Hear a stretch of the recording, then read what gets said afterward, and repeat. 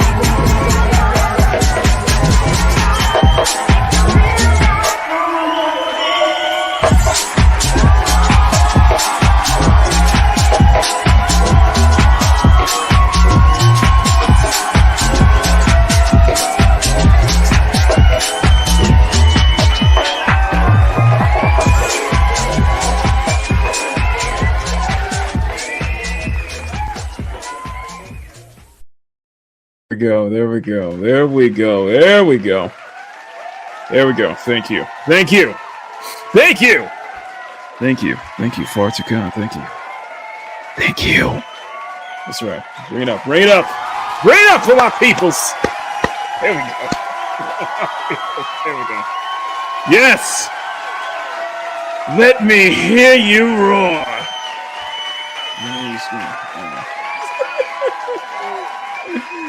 All right. I like this. Okay.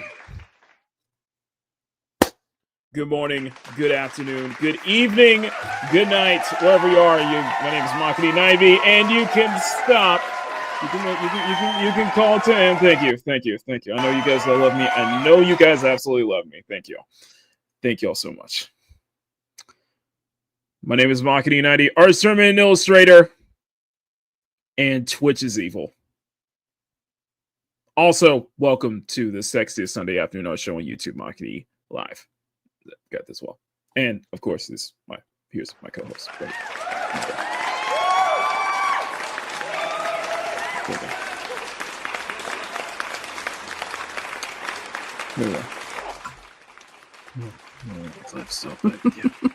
Here we go. All right. Hello, sweeties. Welcome to the show. Hello. How are you doing? How are you today? Are you? I feel like today we need to celebrate something. I feel like something is worth celebrating. For the first time ever on Makini Live, the show has started with my headphones inserted. Woohoo! I feel like that warrants a round of applause.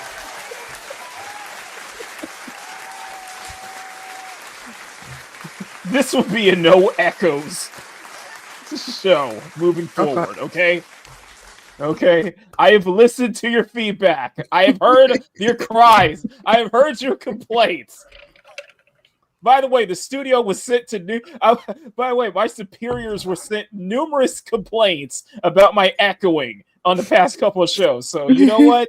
I got a set of Makini branded headphones. We got the audio, everything sorted out. So that means the show will not go off the air. You can stop the complaints now. Have they really been complaining? Man, I feel like I've been protesting for the past couple of days, past couple of weeks about, me not having, me making echoes apparently in the sound department. Apparently we lost half of our audience in the last couple of shows. So now they came back. I posted out in the front of the building. The audio has been fixed.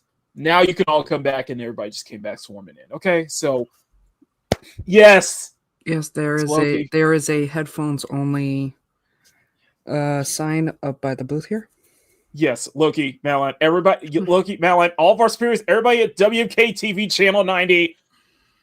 The problem has been solved. Okay, so now we can continue on with the show. So. Seriously, I was okay. You don't understand, Mom Bear. I was in numerous board meetings. I was in numerous conference calls for the past couple weeks over this situation. Okay. Mm-hmm. So we all in agreement. You were in some of those board meetings too. You know. Oh, yeah. Emphasis on the board. So yes, I've talked it out with the team, talked it out with the staff. Yes, audio has been fixed. I've been doing headphones, earbuds, all of that since day one. I know. I just thought our setup was working. Yeah, exactly. What you guys don't know is that Mom Bear was the one who sent most of the complaints. By the way, oops. Actually, it might have been Sean. They were posting its audience, man. They were telling our audience not to come. It's like, how dare you? But the Sexy Sunday afternoon. Our show is back.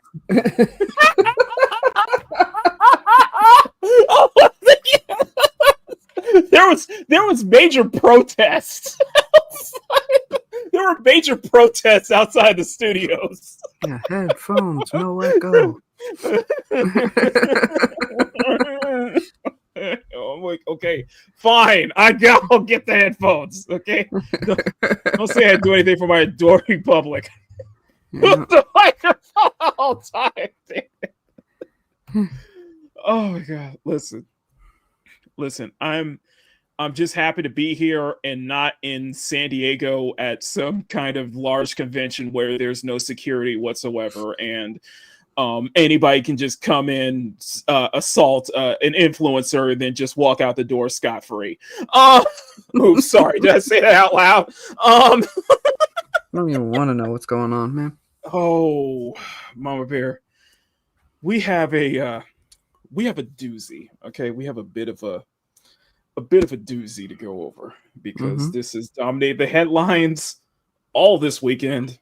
And this further proves my point that I will never return to Twitch. Okay? I will never return to that platform. No, I know. Go ahead. Before we get there, yes, I came across something. I mean, there has been other things that have been blowing up the internet as well. I mean, the whole Zack Snyder thing, he's been dropping like his ZSJL stuff almost on a daily basis. Like, and one damn near broke the internet. But before you go, can I say one thing? Yes, dearest. I have unfortunate news to tell everyone that the male gaze has returned. No, I know it's sad. I know it's really sad to know that the male gaze, appealing to the male audience, is now in fashion now. So, nice. Yes, unfortunately, F's in the chat for F's in the chat for everybody. Sorry. Anyway, Mom Bear, continue. No, but you posted the other day about how you were worried about doing your next Dia de los Muertos. Uh-huh. I need you to look something up right now. Is it my post that went viral with over 4.8 thousand likes? No. Okay. Every year, and this is something as somebody who is a doll enthusiast, I know. Every year, Barbie puts out a Dia de los Muertos, and I know I'm butchering it, doll. The one they did this year. Ooh, what is this? Hang on a second. Let me see if I can find it. Go ahead. Is based on the classic myth of La Llorona. Okay, let's see. And I think that might be a good inspiration for you.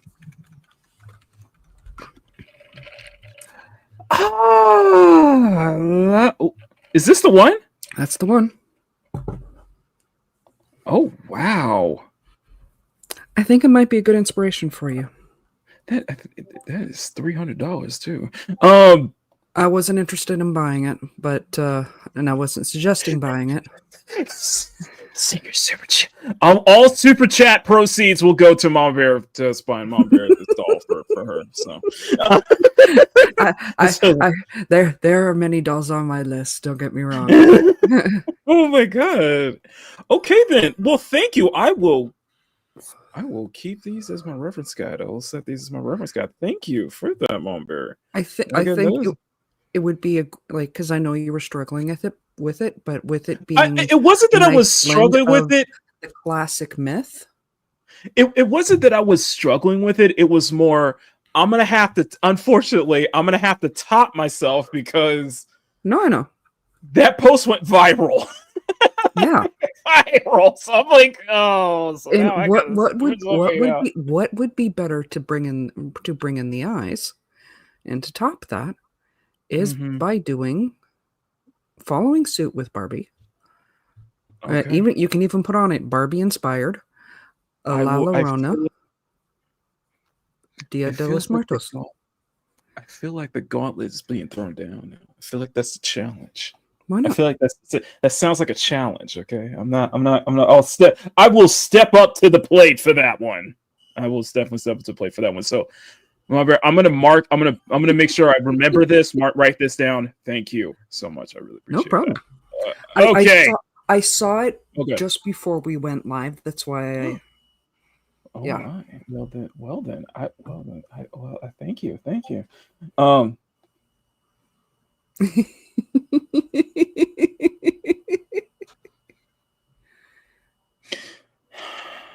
Yeah, that's the other thing from this past week is I've got the fresh out guys starting to call Power the Power News Network.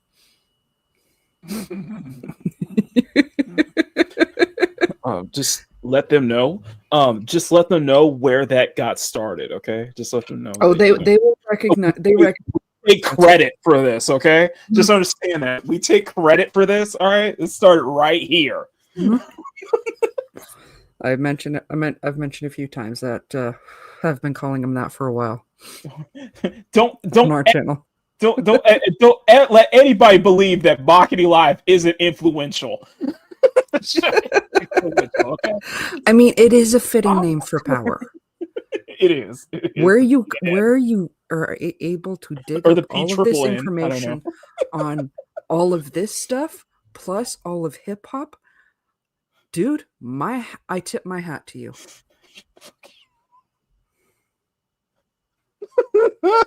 Anyway, listen.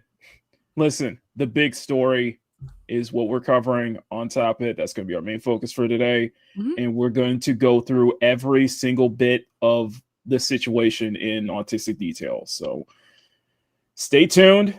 It is going to be a very, very interesting rabbit hole to dive into. That's the other thing I need to catch you up on, but that'll be a backstage conversation. Uh-oh. I almost forgot. What, a rabbit hole? Oh, okay, gotcha. No. Later. So yes, we'll have to, and I will bring everybody up to speed on everything that's going on because it is an ongoing situation. Now, we're thankful. We're thankful that shit was stopped, or else we would have had another tragedy on our hands. Okay. I am gonna say, I know you're joking, but dude, that would be awesome. What on Saturday night? That would be dope. Listen, it would be awesome if it was like old school Saturday Night Live. Okay, that would be absolutely awesome if it was old school Saturday Night Live. Back when Eddie Murphy and Chevy Chase was still on there. But the one guy that does the news segment right, currently is, I kind of like him, kind of cute. Okay, mind you, he does kind of look like you, so that might have something to do with it. The freak. See, now I'm gonna have to look this up. Oh my god. Okay, so now I'm gonna have to look this up.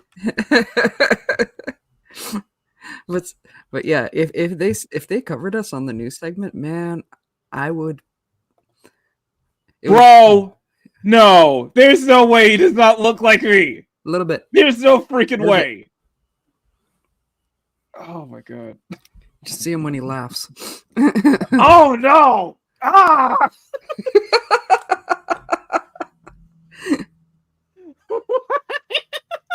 Yeah, of course I do. Okay. Oh my god.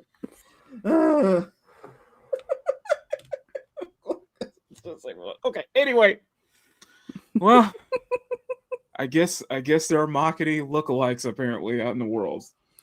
Apparently. The absolute hilarious thing though is him and the other guy. They will write the jokes for each other. And Keenan will sometimes write the most racist jokes to get the other guy to tell. Nice. Now, awesome one.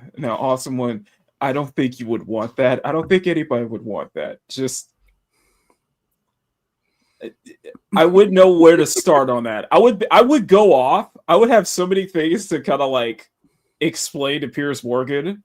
My only request is, for the love of Christ, please do not put me. If there ever was a moment I ended up on Piers Morgan, please, Piers, just pretty please, do not put me in the same panel with Destiny, okay? Because it's just gonna be just go completely off, okay? Just understand that. Just that's my only request.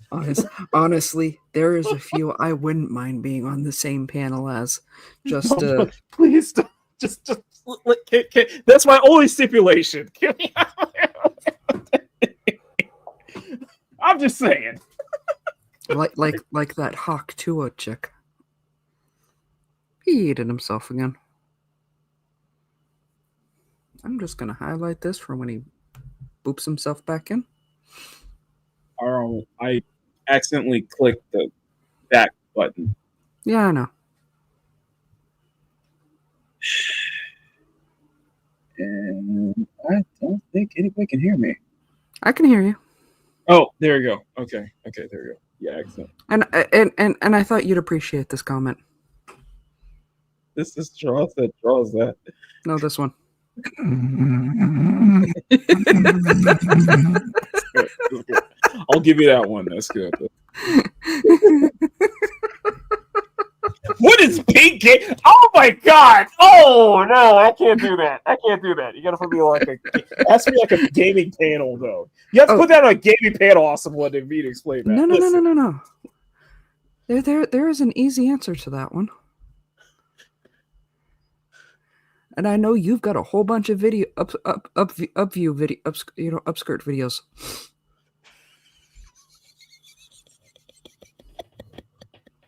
I'm not even getting that with you. I am not gonna get into that with you. I'm just gonna let that slide. That doesn't count. That doesn't count. That's for kids and memberships. That doesn't count. Yeah, because I took them out. You're a brat. I'm moving over to Makini anymore. Everything's moving over to OBS. So StreamYard's, it's all Makini Live. You know, this is where our main show is. Okay. Sorry, not sorry. I'm not even gonna go there. Listen, we got 12 people watching. You guys are freaking amazing. We're gonna get into this entire Emiru drama, but before we do that, you guys know exactly what to do, and we have a new promotion for that one.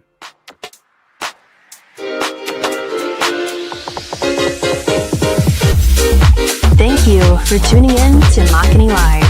If you enjoyed this program, please smack that like button and make it jiggle, and smack that subscribe button and make it jiggle as well. Thank you so much, and we hope you enjoy the rest of the show.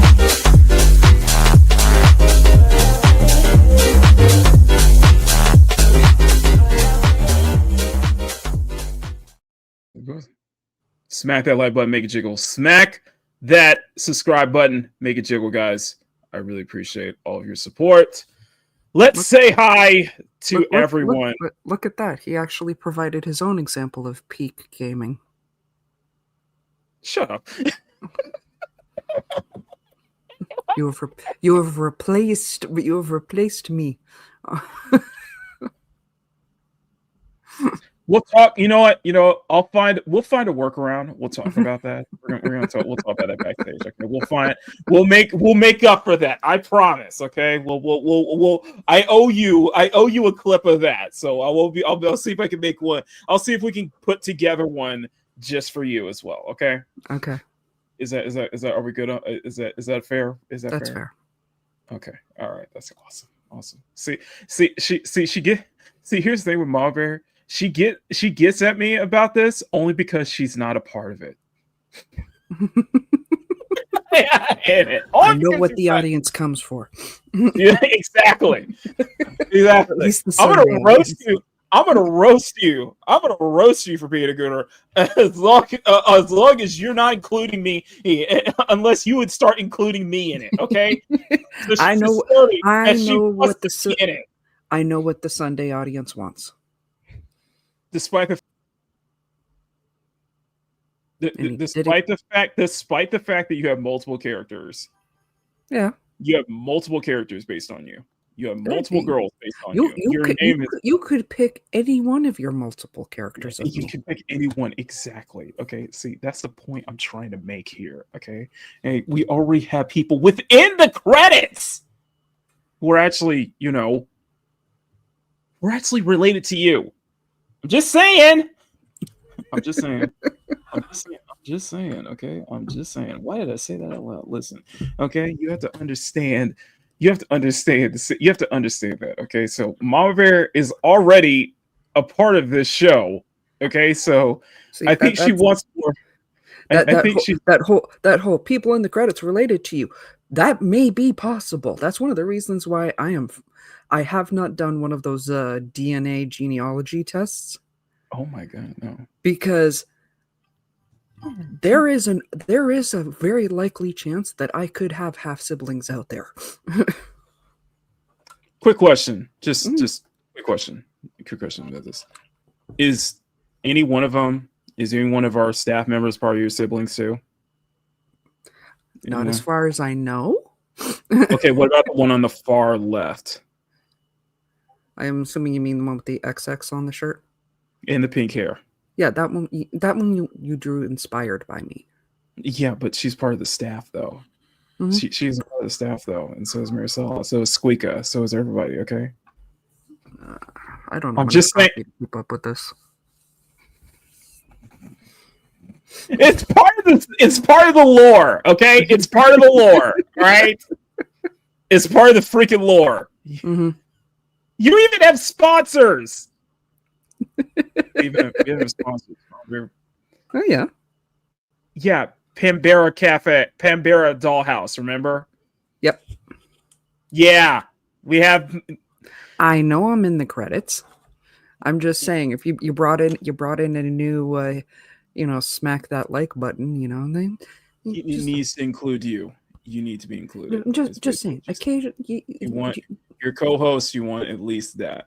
Okay, then we will do something. We'll do something to make sure you're a part of that. Okay. Mm-hmm. I promise. Love you. Okay, 1 second. Let me. Anyway, guys, smack that like button, make it jiggle. Smack the subscribe button, make it jiggle. Let's get to 30. We were able to get to 30 likes last week, and I forgot to put in the outro. So that says something. That feels like it's an improvement. But let's get to 30 likes on today's show, as this situation is. I'm going to take the lead on most of this. I'm going to be out front with you. I'm going to be taking the lead on most of this. Okay. So that's what makes it fun.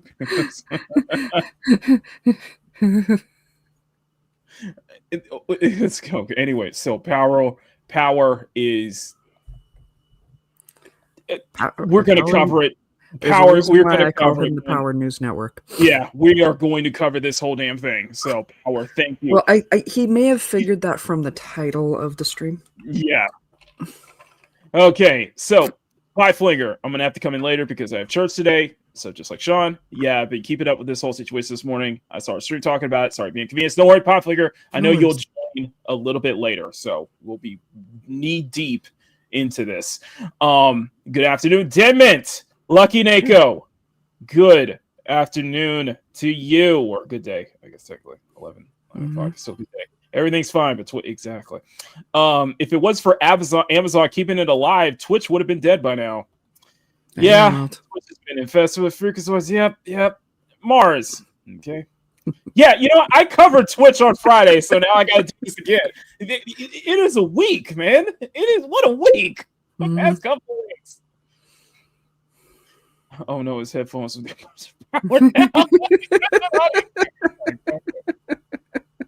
Oh, Mars, we have a lot to go. Oh no, not the male gaze. Yeah, apparently CNN was crying about that, and apparently Hooters is coming back, y'all. Hooters is coming back. Not Power. I believe that you've been hearing about it since last night or whatever, but the fact that the stream was named after this whole Twitch situation, like I'm saying, may have tipped you off. May have tipped you off that we were going to talk about it. So Power Bear saying, I want to make my own Monster High hit squad. Hope is better than this sushi squad game. What? That actually sounds fun. First off, I'm not familiar with Monster High. I would need you as a consultant on that one. You would definitely need me as a consultant.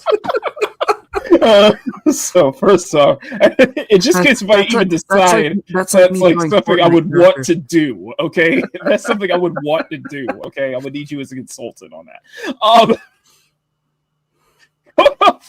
Sounds like you came up. Wow, man, come on now. Thanks, and Elster's coming back on their own seconds. Oh god, that'd be terrifying. Seth, good day to you. Good burger draws. Oh my god, let's pick it. Pierce Morgan thinks it's peak gaming. It's peak, P-E-A-K, like a mountain. Like it's the top to be. Shut up, never mind. P-E-A-K, because you're doing a lot of upskirt shots. P-E-A-K. Okay, Mox's hands are shaking, and she wants her own trailer, hairdresser, and helping. She already has that. You already have that, Mama Bear. You had that since day one. She's quiet now. I'm not the one saying it. I am not the one saying it, for the record. She knows I'm right. You already have your own hairdresser, trailer, and health plan. Moving on. It's just problem is you just complain about not getting paid for it. So anyway, don't staff is going to unionize. Why would you do that? Why would you do that right in front of the building? Okay, don't expire my staff. I see my staff is watching. The entire staff is watching right now, and they're gonna try to do some union shit. Listen, if you even think about it for even a second, all you motherfuckers are gonna be fired and replaced. That means the entire credits will be replaced. Just remember that. A lot of the unions up here exist because of my father. I'm just saying. Yes, but we're in the CSF Nation here, okay? So you have no influence on this, okay? So just a warning to everybody but backstage right now.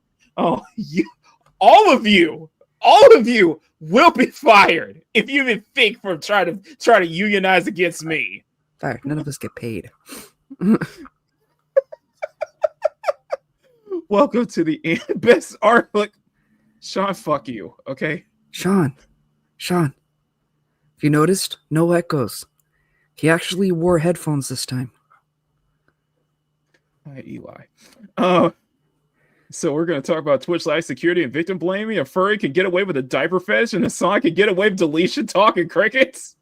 Mm-hmm. Listen, Bandito, why would you jump a boat? Why would you jump ahead on that? Come on now. I mean, come on now. Why would you jump ahead? No, we haven't even got to that part yet. There's a couple jumping ahead. There's a couple jumping ahead. Just let's be honest here. Let's be honest here. There was more. There was much more security at Bandito Band's quinceañera than what we saw on TwitchCon this weekend. Anyway. Okay. No, we're not. No, we're not going to talk about him today. Okay, we're going to leave him out of it because now he was trying to make it all about himself. We're going to leave him out of it for today. I can't. There's already enough stupid. Is that the same one that was trying to turn his dog into Electro? Yes. Yes, the same one. We're going to leave him out. We are going to leave him out. No one responsible. Like, oh, he's playing tech stuff. Of course he is. Of course he is. Let's be paying attention.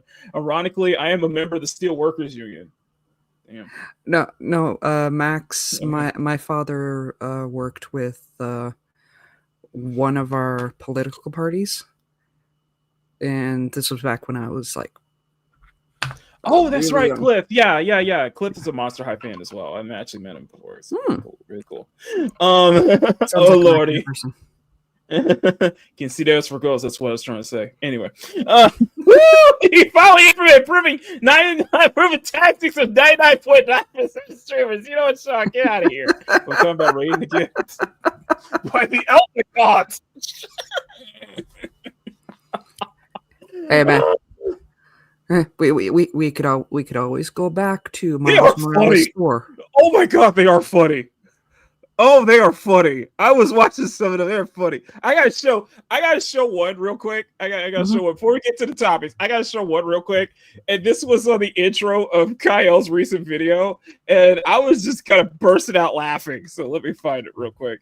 But yeah, I've been seeing those videos go around. They're funny as hell. Oh, the memes are brilliant. So let me find it. Okay, so we have. Oh, I gotta change my. Let me adjust my speakers. Sound core speakers will take REL switch over. Okay. I gotta share this. Well, you're gonna laugh at this a little bit. And it's not copyrighted. Thank God. Hopefully. Okay, here we go. Fair use. You're gonna love this. You're gonna absolutely love this. Beta tester, have you heard the news? I was kicking it on another holiday for the Jews. Chicken soup and the ball stay matzah, gefilte fish, you know that I gots to eat it. Girls stay seated, call me Michael Jackson cause you know I'm about to beat it. Flat Jose male gaze on the way back, Sweeney big titties make an ugly have a heart attack. They told you, oh no, don't you come around here. Forced injection didn't work for the queer. Dress up like a lady, he a monster at again. Gynophilia, an epidemic, nah mean. Go woke, go broke, you the baby to the bomb. Flat chest, nose ring, sound the alarm.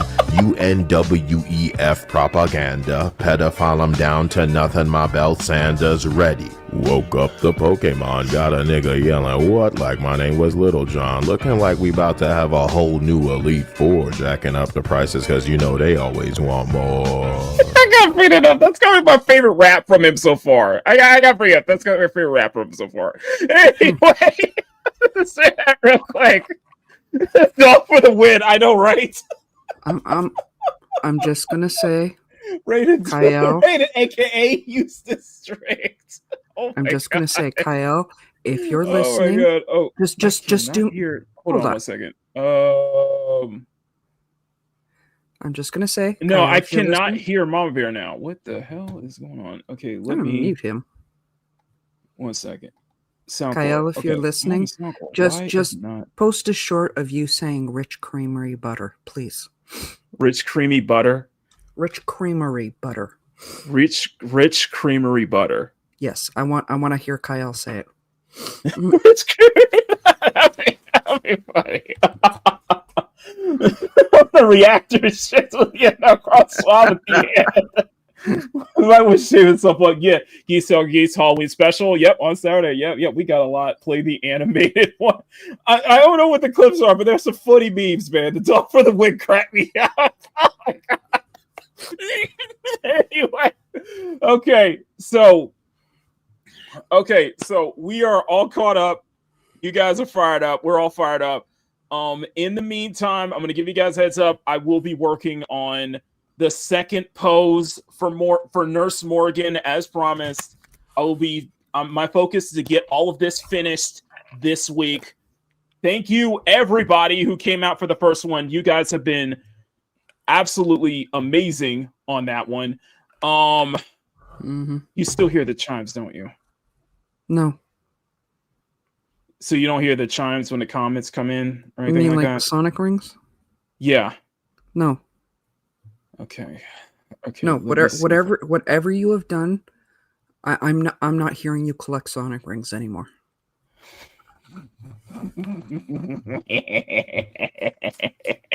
Exactly. I gotta go fast. Anyway. Okay. That's good. So I will be working on this in the meantime. There was a great line from the Justice League animated cartoon related to that. Oh, what's the line? Well, Flash, goes up to a girl and goes, "Hey, fastest man alive," and Hot Girl looks at him and goes, "Yeah, that's not really a selling point." I'm paraphrasing. Yeah, exactly. Anyway, okay, let's get right into it. Before I do, I'm going to give Mob Bear and everybody a disclaimer, just everything that's been going on here. There's a lot to go into. YouTube. This light buzzing might be me. I don't know. Now YouTube may be very iffy. YouTube is pretty iffy about me showing the actual clip here because I've seen some channels such as WestJet get basically just get their video taken down just for showing that clip in full. So I'm not sure how I'm not going to be able to get able to explain the clip in full, but we are going to show the full clip.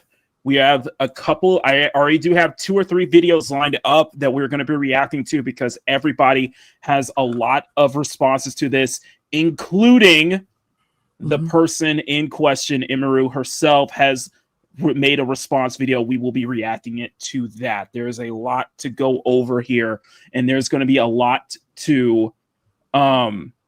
There's going to be what? What? Did you see the cosplayers dress up as Hulk? No. What the? That's one of the things I love about Power is he drops the links in it.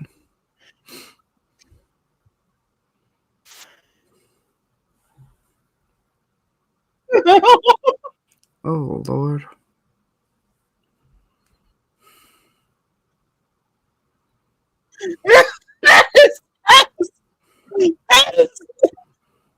Bro, that is absolutely diabolical. That is diabolical. I'm not even sure what that needs is the Donovan laughing, or that is diabolical. Or what? Yeah, that is diabolical. So they're cosplaying as Hassan and his dog Kaya. I'm like, bro, that's just wrong. You just wrong for that. That's just as bad as the little girl or the little kid that went around one Comic-Con dressed as a Treyu dragging Artax behind. Mars says we're not yet. Yeah, we don't hear the echo anymore. Just slight buzzing every 2 minutes. He's messing with us on the buzzing. Hey, he already said he's messing around. Hey, at least it's not an echo chamber. Just saying. Echo. So exactly. What was that? Oh, that's a reminder for an appointment tomorrow. Sorry. We might get in trouble showing that clip, but we're gonna go ahead and show the clip. Mm-hmm. Yeah, basically. I like to live on the edge. So I like to live on the edge, Too much of a loose cannon around here. Okay, meme blew up enough to generate cosplays. Yes, pretty much. That's pretty much the whole thing. Okay, so this has been the big headlines to kind of give you guys an overview. A very popular Twitch streamer named Emiru, very popular cosplay streamer named Emiru. She was, for lack of a better terms, sexually assaulted at TwitchCon in San Diego, which is going on right now. TwitchCon is a big Twitch event for Twitch influencers and fans show up, meet with their heroes and shows like that.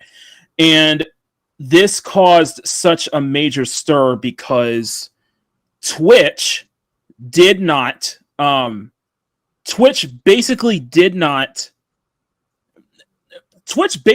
had no security. The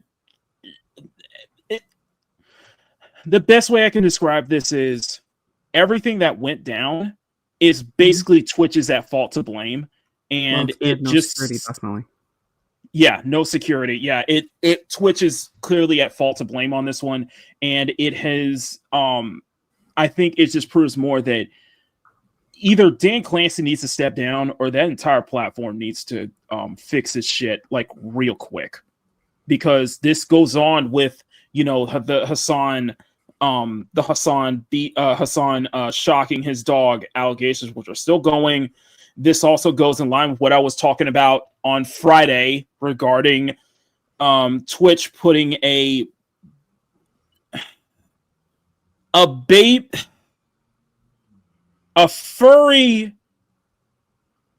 furry diaper baby content creator on their front page. Yeah, just watch Makini live on Friday if you want me to explain the whole thing, because there's already a stream from Friday I have to catch up on. The fuck? Sorry, just the fuck Twitch. Yeah. So, yeah, just watch the Friday show. Watch the Friday show. I went into extensive detail about that. Yeah. So, I have about 12 tabs lined up. We're going to go over the entirety of everything that has been going on, specifically with Twitch streamer Emiru. She has responded. She already has a video responding. We're going to respond to that. We're also going to respond to Asmongold's video addressing this whole issue as well, because Asmongold and Emiru are actually very close. They've been streaming together for a very long time. Actually, the three, they ran a whole show called Steak and Eggs Podcast along with Tectone. Tectone was the one that I actually heard from, and when it all went down on Saturday, when it all went down that Friday. So everybody has been talking about this. What we'll probably do is I'll probably show a video from either WestJet or Decoy Voice, who kind of does like a quick summary of everything that's going on. And like I said, this whole situation is still ongoing, basically. So. Okay, but I just want to start this off because Mars is kind of giving away the plot here. Either way, whether it was a kiss or anything beyond, there is a saying when it comes. Damn it! Are you echoing? Yes. Oh shoot. Okay, no, that's on me. My bad. Let me. Wait, let me finish. Yeah. Okay. Go ahead. Echo? Okay. Go ahead. Okay. There is a saying when it comes to most cosplay type stuff, Comic-Cons, whatever, that cosplay does not equal consent. Exactly.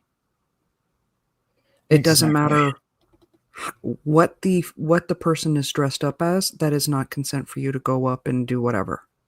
Yes. So before we begin, as we begin, we're going to show the actual situation at hand. We're going to show the entire situation at hand. This is coming from Live Stream Fails LSF, a big live stream Reddit over there. They've been covering the entire situation. This is what actually happened and transpired. Like I said, I'm not sure how YouTube is going to be about this live streaming the actual footage, because I know some people actually had to censor the actual interaction when it happened. But I guess we're playing with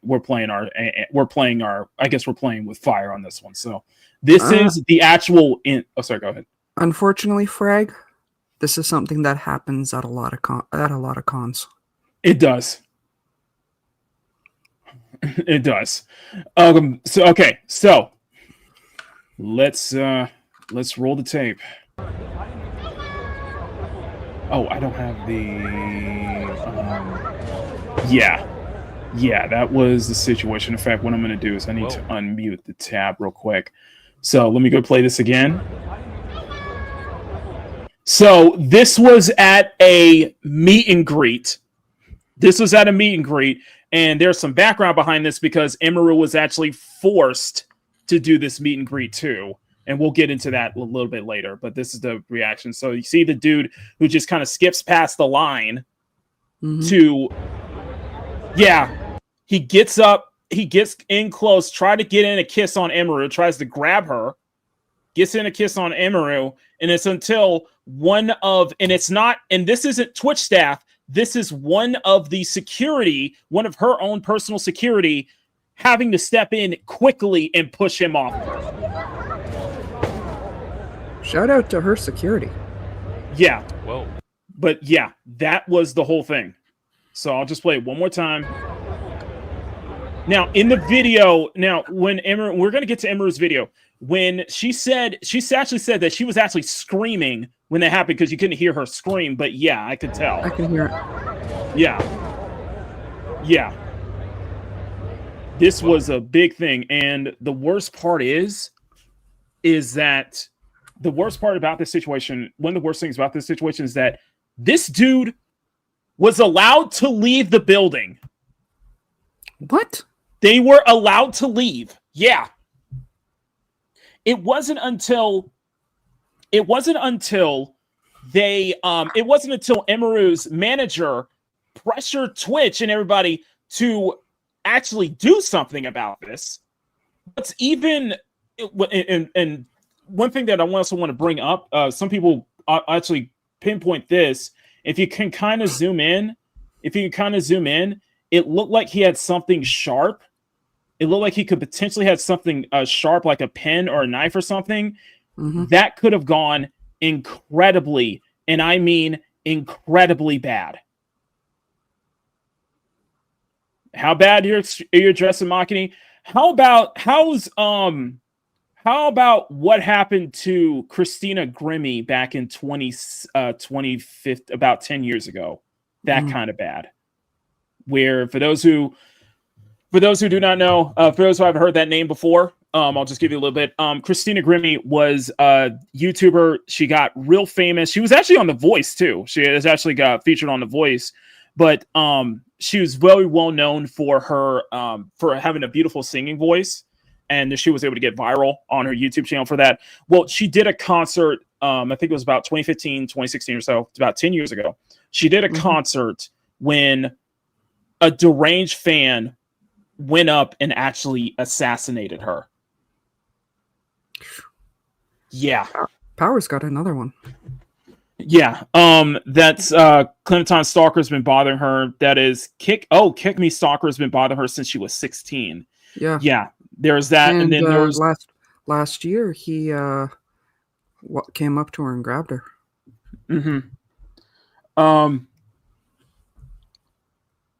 So this could have gotten incredibly worse. And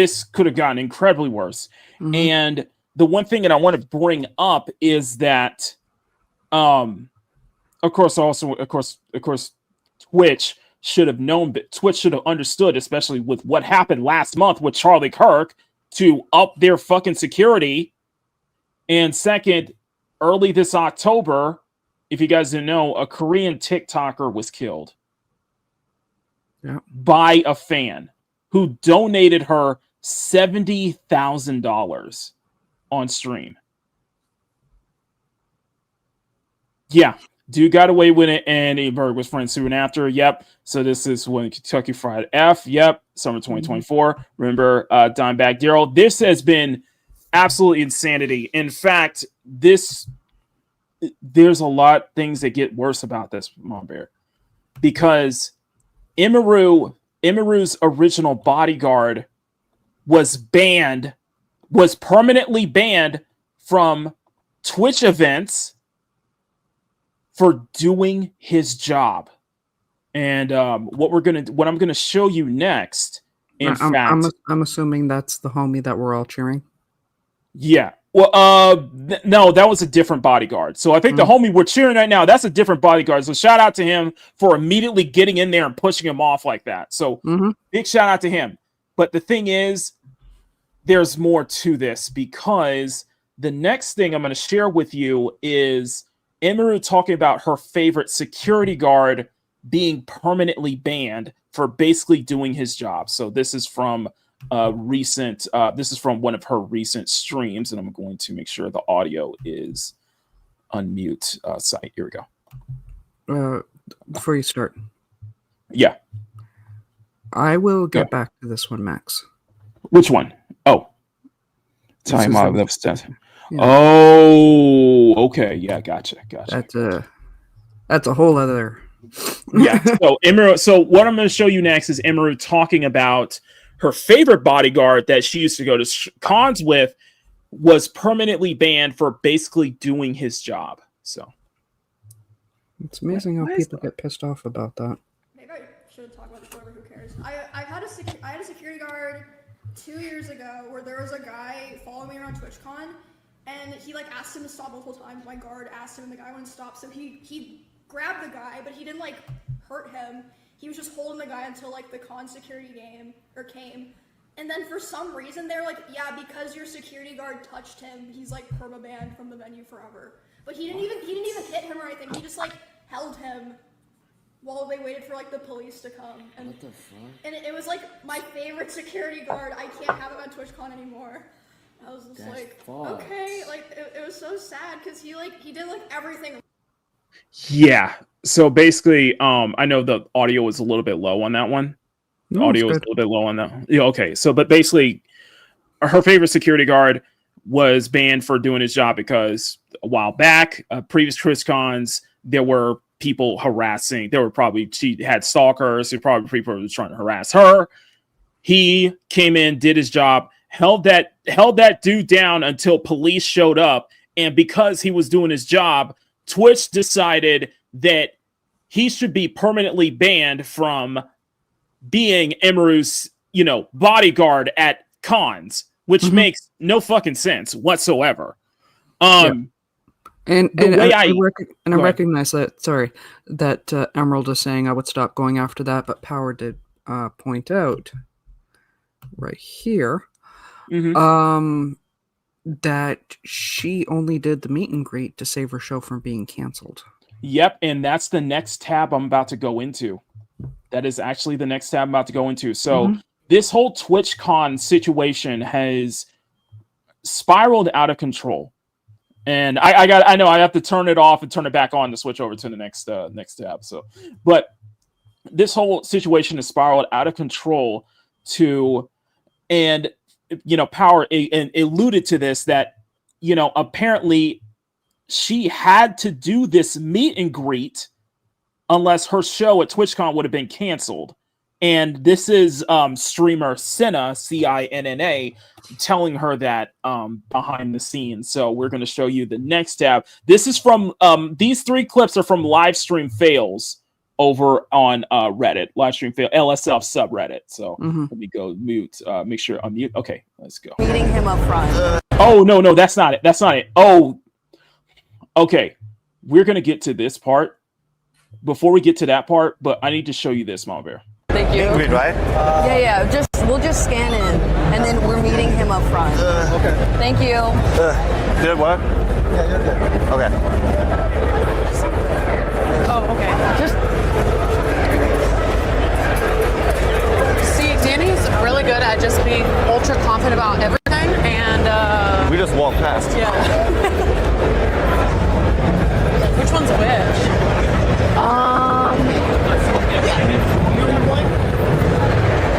Yeah. Thank you. Thank you.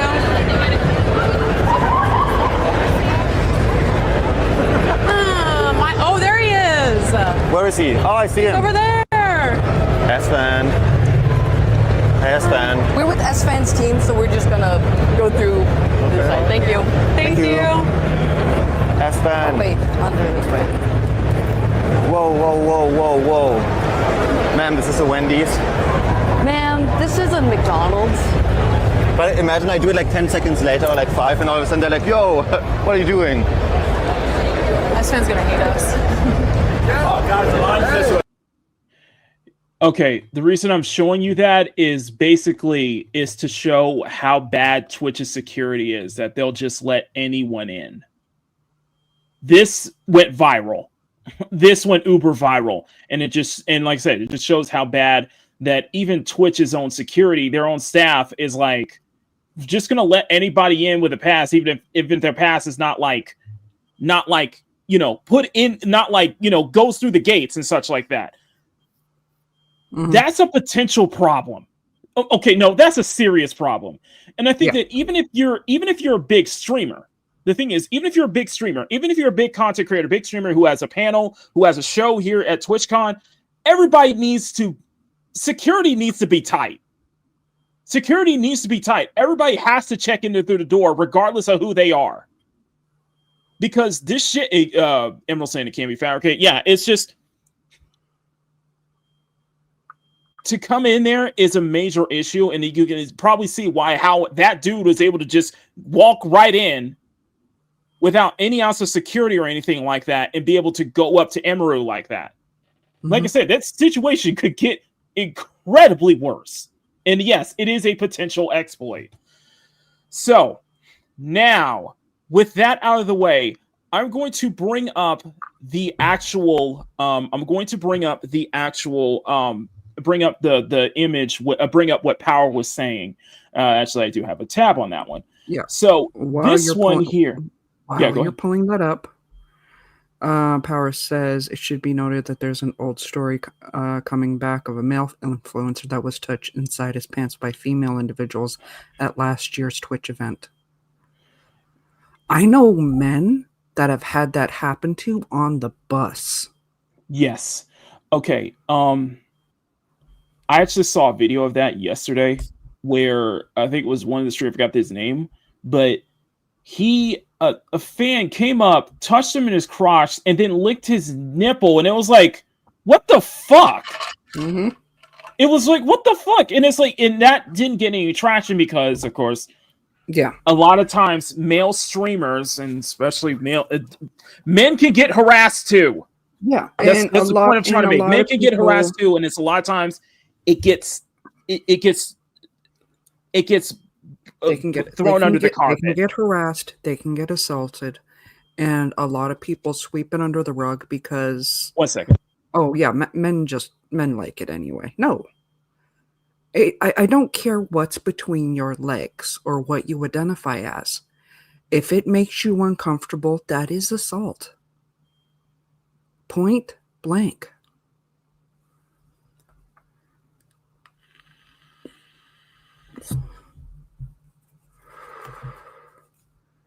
That is definitely wrong. A lot of people seem to forget what happens on the hub is not a reflection of real life.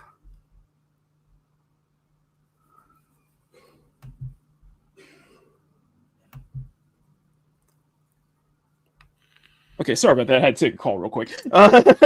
Real quick. But yeah, exactly. Everything Mom Bear has pretty much said. Yes, it can happen to guys. It's just the problem is that when it happens to guys, it usually gets swept under the rug. Yeah. Well, because it's the whole belief of men like it. Men, you can't really R-word a guy. Yeah, you can. Yes, you can. Yes, you can. Okay, so the next thing I'm going to share with you is what Power brought up, and it's basically Senna explains to Emiru why she is basically she's forced to do this meet and greet, or else they won't be able to do her show at the TwitchCon. So here we go. So I'm going to share this. This is from Yeet on Twitter. Go shout out to Yeet for covering this. Yeet has been keeping tabs on everything that's been going on. So go ahead. Yeah, so let me go play this one. In the same place for 2 hours because of people being weird. Okay. And then I'm under contract with them, so I can't cancel one and not cancel the other. Interesting. Oh. So I'm sorry, I kept my meet and greet because I wanted to keep my show. Surely it'll be fine. I'm sorry, Emmy. I'm sure everyone will be nice. So I had to cancel my meet and greet. Oh, I'm I'm sure everyone will be nice. Yeah. You know what? I'm just grateful that that it was stopped, that it didn't get worse. Yeah. That it wasn't as bad as it could have been. Yeah. But essentially, I assume because how everything is set up, Emiru basically had her hand tied behind her, basically told that you got to do this meet and greet, or else you will not be able to do you will not be able to actually do your show on TwitchCon. And that is extra Emily in the background, by the way. So yeah, this situation continues to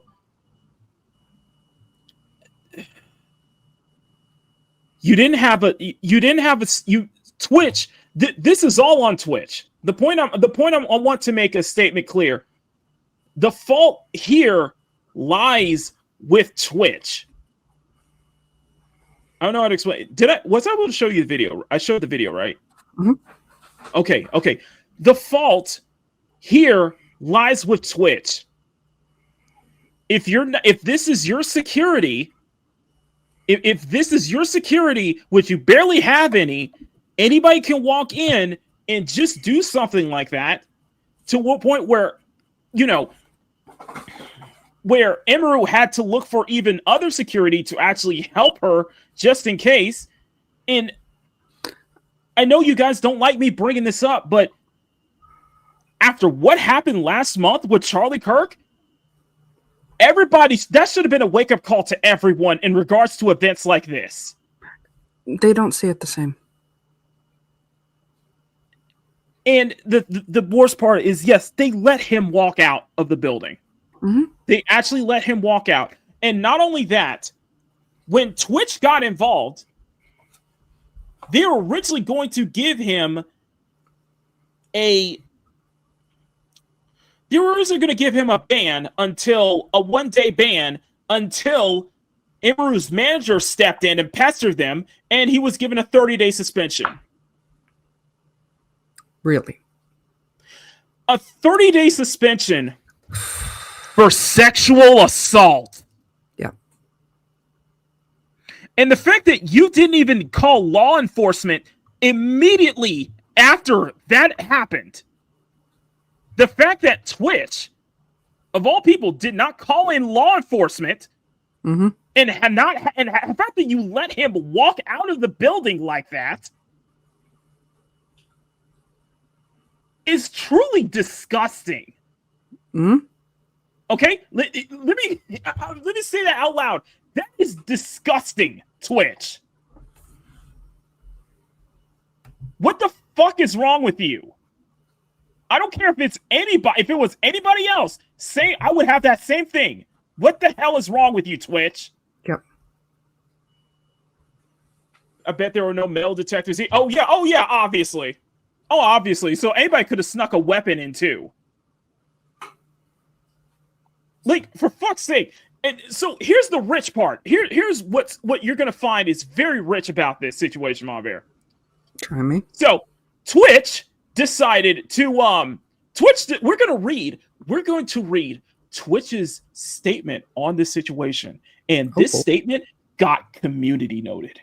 Oh boy. They got ripped, they got torn apart, rightfully torn apart for this. So I'm going to bring this up. This is from the official Twitter account for Twitch, which has 10 million followers, by the way, and they got brutally community noted. So let me go ahead and share this tab. This is coming from. So this is Twitch on X.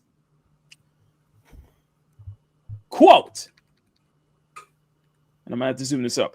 The safety and security of all those attending TwitchCon is our highest priority. The behavior displayed by the individual involved in the incident yesterday involving a high-profile streamer, her name was Emiru. Why will you not bring up Emiru's name in this?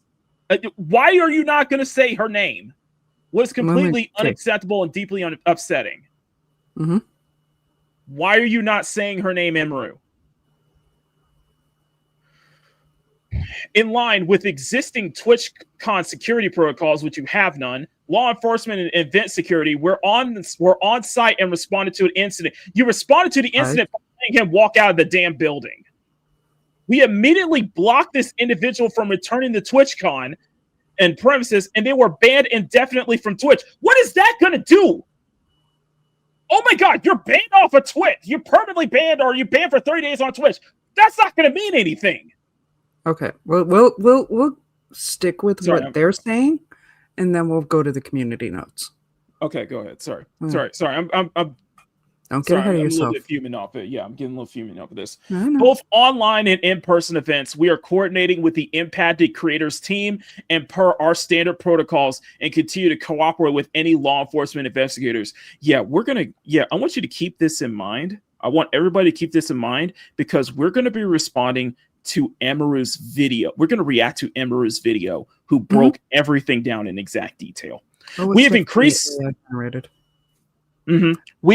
security at the meet and greet attendee check-in point, and we'll have any additional security personnel surrounding participating streamers. If you're RSVP'd for a meet and greet, please note that we are unable to accommodate +1s for the remainder of the event. Twitch has zero tolerance for harassment or acts that inhibit the safety and security of our community. Sure. Yeah, this is AI-generated BS. So, This is the community note. According to Emiru, the assaulter was not detained until hours after the incident happened, and was done so after her manager was pressing Twitch to do something. She also states that Twitch security did not step in when the incident happened and laughed about it afterwards. Thank you.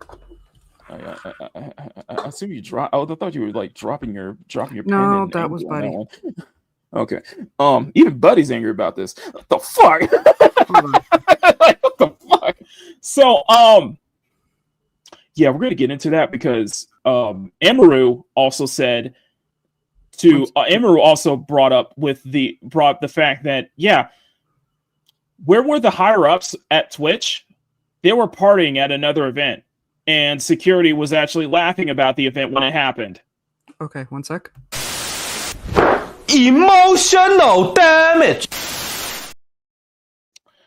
There you go. I could go with that one. But personally, my choice would have been Hey yo, what the fuck? Yeah, what the fuck? I never go that far. To look at the audio ones.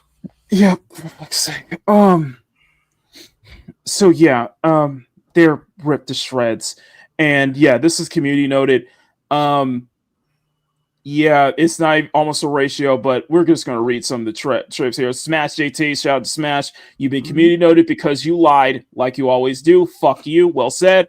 Here's Asmongold. I look forward to discussing the veracity of this statement tomorrow. By the way, we are going to react to Asmongold's video too. So Twitch promotes violence, doxing, death threats, terrorism, and animal abuse, and your security is shit. How is anyone supposed to believe you anymore? In the day 2 that something terrible as this, or even worse, will happen unless you do your fucking job.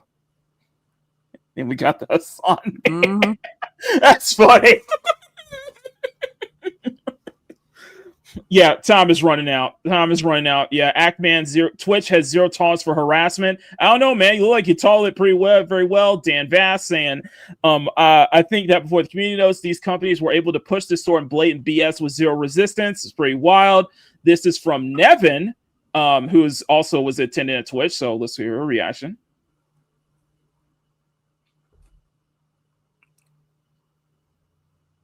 Like I said, sound might help. Oh, sorry. Let me go ahead and re-update this. So,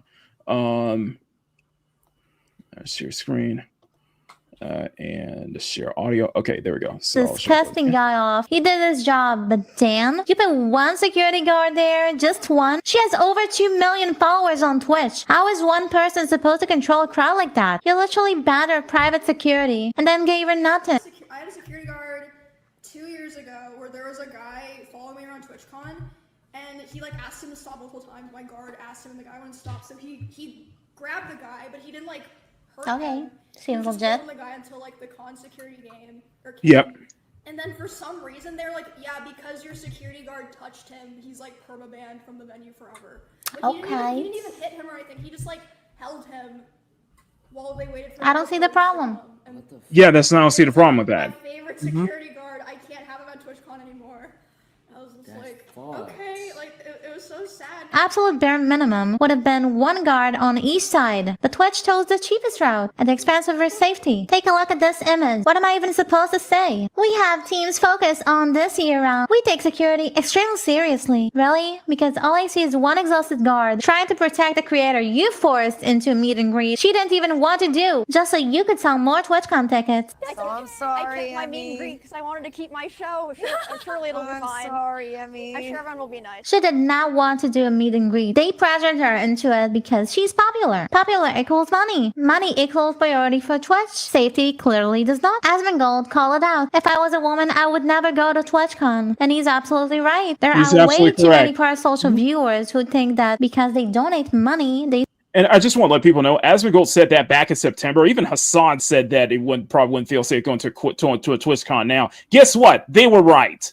somehow owned the streamer. This wasn't fan interaction. This was straight up unwanted physical contact. A random man walked up, grabbed her, and kissed her like she was an object. That is assault, period. And if you think I'm being dramatic, let me remind you, a streamer was literally murdered less than 10 days ago because one of her viewers thought she belonged to him. This is not theoretical. This is real. This isn't the first time. Emiru, Valkyrie, Senna, they've all had a stalker harassing them live on stream. I almost forgot about that. Thank you for bringing that up. I almost forgot about that. There was a situation between Valkyrie, Senna, and Emiru not too long ago, too. Hey, excuse me? No! Security? Emily, no! Hey, stop! Whoa! Let's fucking fight right now. What? Right. Get away from now. Hey, what's going Security! on? He's harassing us. What's going on? What's going on, man? Right now. I'll kill you right now. Fuck off. I'll kill you right now. Hey, what the fuck, man? Oh, heard that. Security, please! Security! This keeps happening, and Twitch knows it keeps happening, and still, one guard. Well, I think that if Twitch actually cares, this is my opinion. If Twitch actually cares about safety on their platform, they would ban people that advocate for violence. How is it that you have so many streamers that have advocated, like you have that guy, that Mike from PA guy, who's talking about putting a hit out on Destiny, like, and then Ethan being bloody and that's whenever he'll stop. Like, how do you, if you really care about the best interest of streamers, then why do you have creators on your platform that are partnered, you're paying them, that are saying this stuff? Really? Like, how does this happen? If Twitch really cared about safety, they would start by banning people who promote violence and animal abuse on their platform. But nope, those people are still partnered, still invited to events, still protected. But their hardworking guard doing his job in an impossible situation fired immediately. This is Twitch's statement on recent safety concerns. What bothers me the most in this fucking statement is this: the individual responsible for allowing the situation to occur has been removed from their position. So now it's the guard's fault? The guy who responded instantly? Keep it 1 minute. So you mean to tell me that the guy who immediately responded instantly, who pushed him off of Emiru, who was lifting her up, trying to force a kiss on her, was fired immediately? Mm-hmm. Fuck you, Twitch. You didn't support him, you didn't protect the creator, but you're firing him to cover yourselves? Everything people warned about TwitchCon was right. This wasn't an accident, it was predictable, preventable, and Twitch chose not to prevent it. But sure then, we take security extremely seriously. Yeah, right. What a joke. Yeah. Nevin, thank you for that one. Yeah, it goes on. It just goes on. It continues to go on. Distress, cool story, Bo. Twitch says they're literally going to have have stricter security. Fails. Recites that they will stricter security, thinking people will trust it, but this time with zero harassment at TwitchCon. Dan, please leave as CEO of Twitch along with your entire team. I agree. Yeah, they're getting ripped to shreds in the freaking comments over this whole ordeal, but it doesn't stop there. Honestly, somebody earlier in the chat said it. or something along those lines. That guy with the blue hair, he needs to go. Yeah, whoever was, you mean talk about the person that was in the middle? You mean talk I don't about know the person if that was in the was middle of that? Twitch security or her security. He needs to be fired. You mean the one that was like stood there and did nothing? Yes. Yeah. People were bringing that up too. Like it gets better. It gets better because we have plenty to go over, guys. This is. I can't believe that, it's the second time that, you have somebody who was actively doing their job, and I could have, and basically, if he hadn't stepped in, that situation would have gotten way worse. Mm-hmm. Way more worse. So hats off to whoever that security guard who did that. Hats off to you. And I'm hoping that you get compensated in some way, shape, or form for that. I really do. I am just going to say, on the off chance this guy hears it. Yeah, if you hear it, dude, thank you. You need to be compensated. Thank you. If you are that security guard, dude, identify yourself. Yeah. Because there are a lot of people that would more than likely want to congratulate you, thank you, compensate you for it. And chances are, if you are single, you won't be for long. Not for long. Not for long. Man just showed he will protect women. Yeah, you will not be single for long, my friend. But so I'm gonna read this whole thing. Because Emiru dropped a statement not too long after. It is going to be a long read, but I'm going to go through. We're going to go through this whole thing. It's about 3 pages long. So shout out to Yeet for getting this out and for covering this whole thing. I'm going to try my best to read the whole thing. So this is from Emiru's Twitter account herself. Hello, everyone. I am okay. Thank you for all the kind messages. Sorry, I cannot respond to them all. Yesterday, the man who assaulted me was allowed to cross multiple barriers at TwitchCon and even in front of another creator's meet and greet to grab me in my face and try to kiss me. Fortunately, he wasn't able to, but a lot of people have pointed out it could have been a lot worse. I'm obviously shaken up by what happened, and it's not the first time I've dealt with something like that. But to tell you honestly, I am a lot more hurt and upset by how Twitch handled it during and after the fact. Like I said, I don't understand how he was allowed to make it to me in the first place. The security in the clip who reacts is my own security. It's true. My favorite and usual security guard was banned for holding a stalker's arm and bringing him to the police at a past TwitchCon. However, there were at least 3 or 4 other TwitchCon security staff in the area who did not react and let the guy walk away, as you can see in the clip, since they don't even appear in frame. The woman who was walking with me is my own personal manager, and behind the booth, the only 2 people who were checking in on me and comforting me were her and my friend. None of the TwitchCon staff came to ask what happened or if I was okay. This is horrid, man. My friend who was present told me Twitch security was also behind the booth afterwards, joking about how they didn't even see what happened and immediately laughing and moving on, talking about something else. So if no one was checking if I was okay or if I needed anything, let the guy run away initially. I have no idea what anyone hired to keep the event safe was doing. In Twitch's statement, they said that the guy was immediately caught and detained. I'm sorry, but that is a blatant lie. He was allowed to walk away from my meet and greet, and I didn't hear he was caught until hours after he attacked me. And it felt like this only happened because my manager was pressing for it, not because TwitchCon staff present thought it was a big deal. I have a lot more to say, but I will say it on stream later today instead of writing a book on it here. Thank you guys again. Sorry you all had to see that. This definitely this is definitely my last TwitchCon, and it sad means to say after 10 years off and on attending a TwitchCon, I think other creators should seriously consider not attending in the future. I do not feel cared or protected, even bringing my own security and staff. I can't imagine how other creators with those options would feel. Stay safe, y'all. Hope everything is going to be okay. That is the end of her tweet, by the way. And one thing I do want to bring up is that Power brought a lot of, Power was showing up a lot of links earlier before the show started. And some of the links were actually to tweets from VTubers and other people who weren't even feeling safe at that convention. And during that same weekend when all that happened too. This is completely fucked up beyond all recognition. The thing is that regardless if it's a big streamer like Emiru, Asmongold, Hassan, anybody else, this is on Twitch. The fault is entirely on Twitch and Dan Clancy, whoever's up at the top.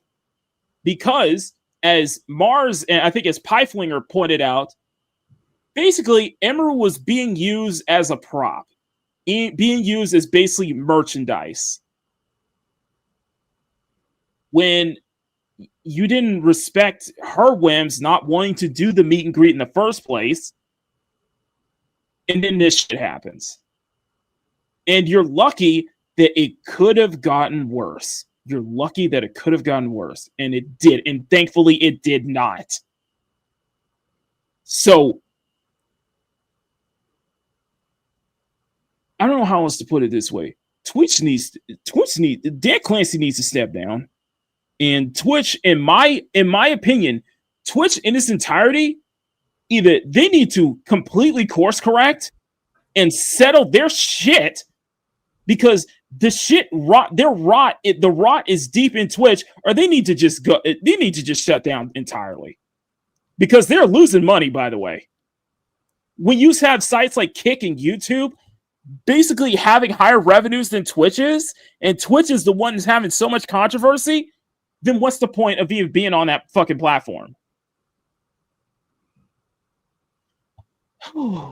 So, that's not all. That's not all. Now, the next thing we're going to share is a video from Asmongold who breaks down the entire situation.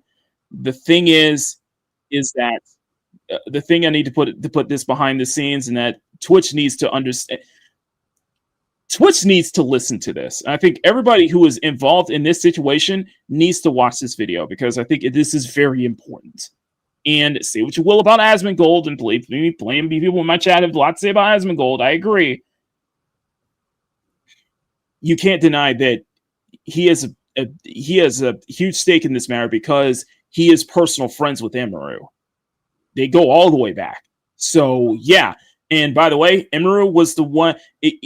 Emiru actually, I think it was Asmon called her after his stream when that whole incident went down. So yeah, it's gotten personal. So we're gonna show we're gonna bring in this video that Asmongold. This is not not from one of his streams. This is just a personal a solo video that he just put together. So I'm gonna put a link to his video also in the chat, so you guys want to check it out in full. But we're gonna react to it. Just listen to what he has to say on this matter.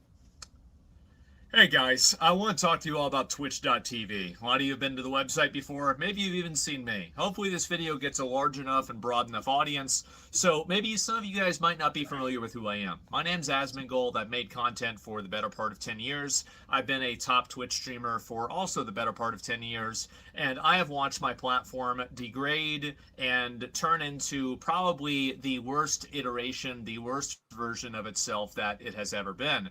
And I want to talk about exactly where things stand right now, how we got there, and where I think that they're going. Now, just recently, there was a TwitchCon event where a very popular female streamer, Emiru, was sexually assaulted by a person at her meet and greet.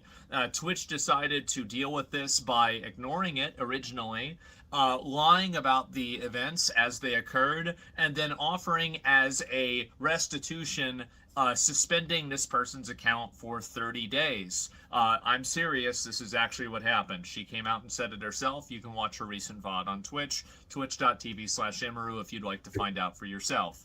But anyway, basically Twitch totally mismanaged this situation. This also comes after the previous year of Twitch allowing another streamer to sexually assault two male streamers, also friends of mine, NMPLOL and Wake Wilder, one by kissing their hand and the other one by licking their nipple. This apparently didn't get as much attention because obviously it didn't happen to a girl, and it just wasn't as big of a thing. It didn't get as much traction. So, big surprise, Twitch decided to let it happen again this year, and luckily, and thank you for all of you guys that are not letting them get away with it.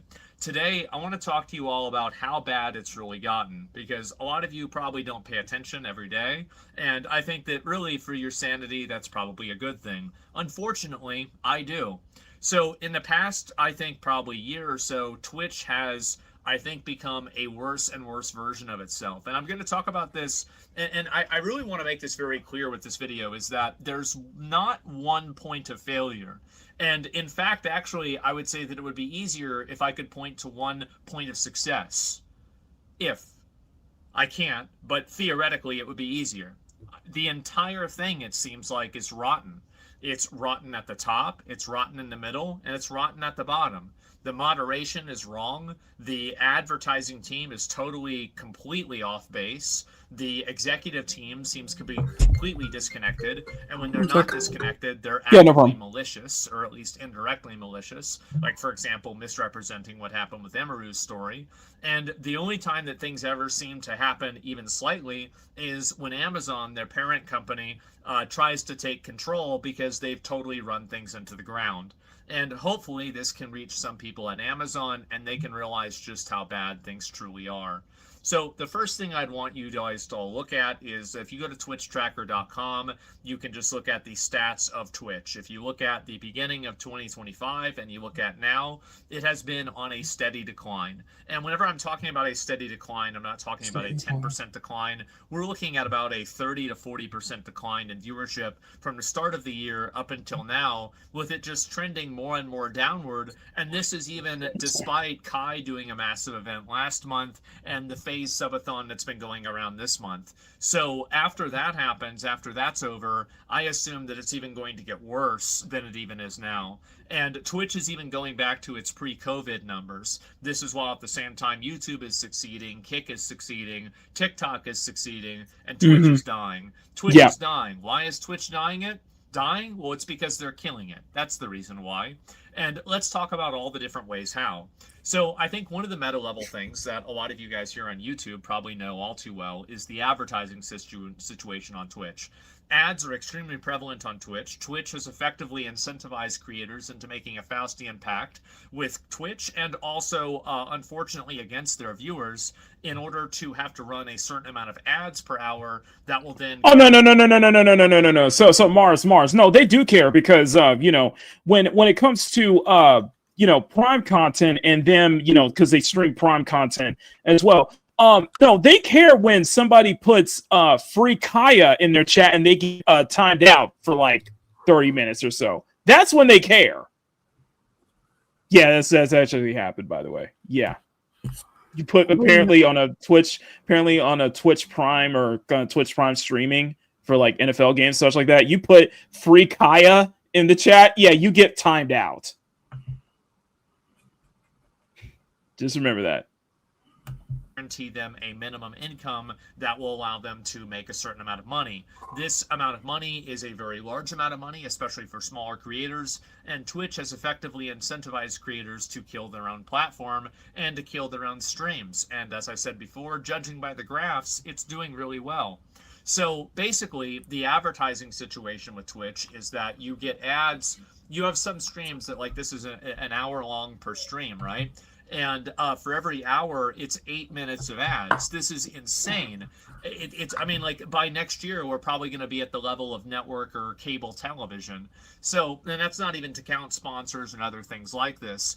Twitch has constantly been behind in terms of technological advancements. They've decided to lock the, you know, renowned feature of being able to, believe this, rewind a stream, they've decided to paywall the ability to rewind a stream without any sort of problems or having to go back to the VOD. So that's the way that they think about their product, and that's how much they care about you as a viewer. So while they're not spamming you with ads or allowing you to watch other types of perverse, deranged content, or also making you sit through a stream that has horrible quality, they're making you have to go back and rewind by opening up a second page. So Twitch recently has claimed to do something about the viewbot situation. Well, anybody, I'm not going to name names, okay? But we all know who's viewbotting. There are a lot of people who are still viewbotting at massive degrees, and Twitch has done effectively nothing. But one of the things that they have done is they have effectively killed the careers of a number of small streamers. I'm talking about streamers that are getting 20 viewers, and now they've been nerfed down to 4. I'm talking about streamers that used to get 200, and now they're getting 20. Or 40 or something like that. And for a creator like that, you have the difference between a part-time job and a hobby. So you have people that, at some point were making a good amount of money, and now because of this recalculation, it has just simply changed the way that it's being calculated, and it's completely killed their discoverability, and it's killed their channel. Not every single one of these people are viewbotting, and if they were all viewbotting, then the big streamers that are still viewbotting would have also been affected. So effectively, what Twitch's changes have done is they've punished and hurt small creators that actually probably weren't viewbotting, or if they were, it was maybe like their friend opening up their stream on a second channel. Oops, that was my chair, not me. Everything is fine. Yeah, it's basically they're opening up their friend's stream on a second channel. Oh, wow, it's 2 or 3 extra views. Meanwhile, you have people at the top that are viewbotting 10, 20, 30,000 viewers. So Twitch doesn't really give a fuck about this at all, and it seems like they're just letting all of these small streamers let their careers pretty much go by the wayside. And that's all at the same time, by the way, that nobody is getting banned for viewbotting. They're not trying to blacklist certain accounts with obviously that are viewbotting. They're not doing anything like that at all. So they've just let this situation get worse and worse and worse, and by trying to fix it, they've ended up punishing the lifeblood of what their community is, which is all of those small and mid-sized creators that really create the ecosystem. Twitch is a lot like a rainforest or any sort of a forest or something like that, where you have the very large sequoia trees, you've got the big trees, you've got the Kais, you've got the Hassans, you've got the Mies, you've got the XQCs, you've got the Jinxies, but you also need the shrubs, you need the smaller trees, you need the flowers, you need the mushrooms, and you need all the little bugs that are in between. And if you don't have that entire ecosystem, those big trees will also begin to die. And that's what we're seeing happening. You're seeing everybody's viewership going down. And I just want to reiterate that same analogy is also applied to YouTube, because you do need, because YouTube is a jungle. It's a metaphorical jungle. You need, yes, you have those big, you have those big sequoia trees, you have those big redwood trees, such as the bigger streamers, but you also need the bugs. You need the smaller plants. You need the smaller animals occupying that jungle as well. It's all part of an ecosystem, Even so, small shows like me, like Mama Bear, like anybody in this chat, the platform needs those smaller creators. They need those small creators because that's it's such an integral part of this ecosystem. And the fact that Twitch is not understanding that factor is hurting them in the long run. It's hurting them incredibly, hence why they're having so many problems right now. Down, you're seeing people going on the platform less, and I think the reason for that is very simple. It's because the viewer experience has become increasingly worse because of more and more ads. You're having content becoming increasingly more controlled, and you're also just simply having people get tired of seeing the same thing over and over and over, and other platforms encroaching on Twitch's for a long time first mover advantage and finally gaining some foothold. So Twitch is basically being eaten from like multiple different directions, and they're not taking it very well. Now, this also comes at the same time that Twitch has recently had TwitchCon. They've allowed their streamers to be sexually assaulted at the same time. And now we're seeing, too, this is something that happened a couple of days ago. Twitch put a streamer on their front page. And I hate to say this because it's just so weird, disgusting, perverse, and deranged, but I'm just going to say it the way it is. They basically had somebody who is a diaper fur. This is, I hate to explain this, but I think you need to understand it because Twitch understands it well enough to put it on their front page. I just want to, before you go on, as we go on, I just want to let anybody know, if anybody is eating anything right now, you may want to stop eating because you're probably going to throw up. You're probably going to start throwing up with what Asmongold is about to explain here. And I covered this on Friday. They had a creator go on there that is putting their avatar and drawing art of very, very underage. Again, they're wearing diapers, of furry characters in compromising sexualized positions. And this is on the front page of Twitch. After the controversy of this happened, obviously this person was suspended. And then they were unsuspended for a day later. Less than a day later, you had a person who is a borderline furry pedophile that has been unbanned on Twitch that is drawing art of compromising positions of very, very deliberately underage characters. They've been banned for under 1 day.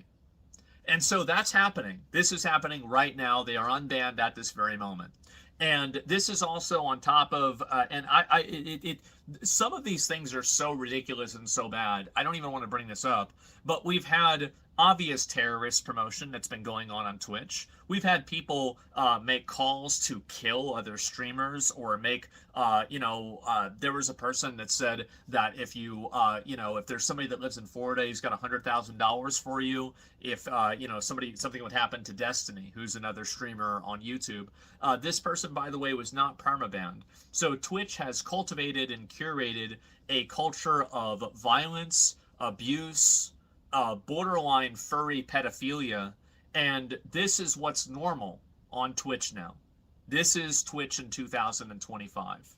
And if you don't believe me, just check their front page. And the truth is that whenever Emiru, this is the streamer who was sexually assaulted yesterday, whenever her security guard that she had, and this was her personal security guard that she has to pay a lot of money for because of Twitch, of course, Twitch can't take care of their own people. Whenever their security guard had to forcibly restrain a person who was stalking her, what ended up happening is that security guard was then banned from TwitchCon indefinitely.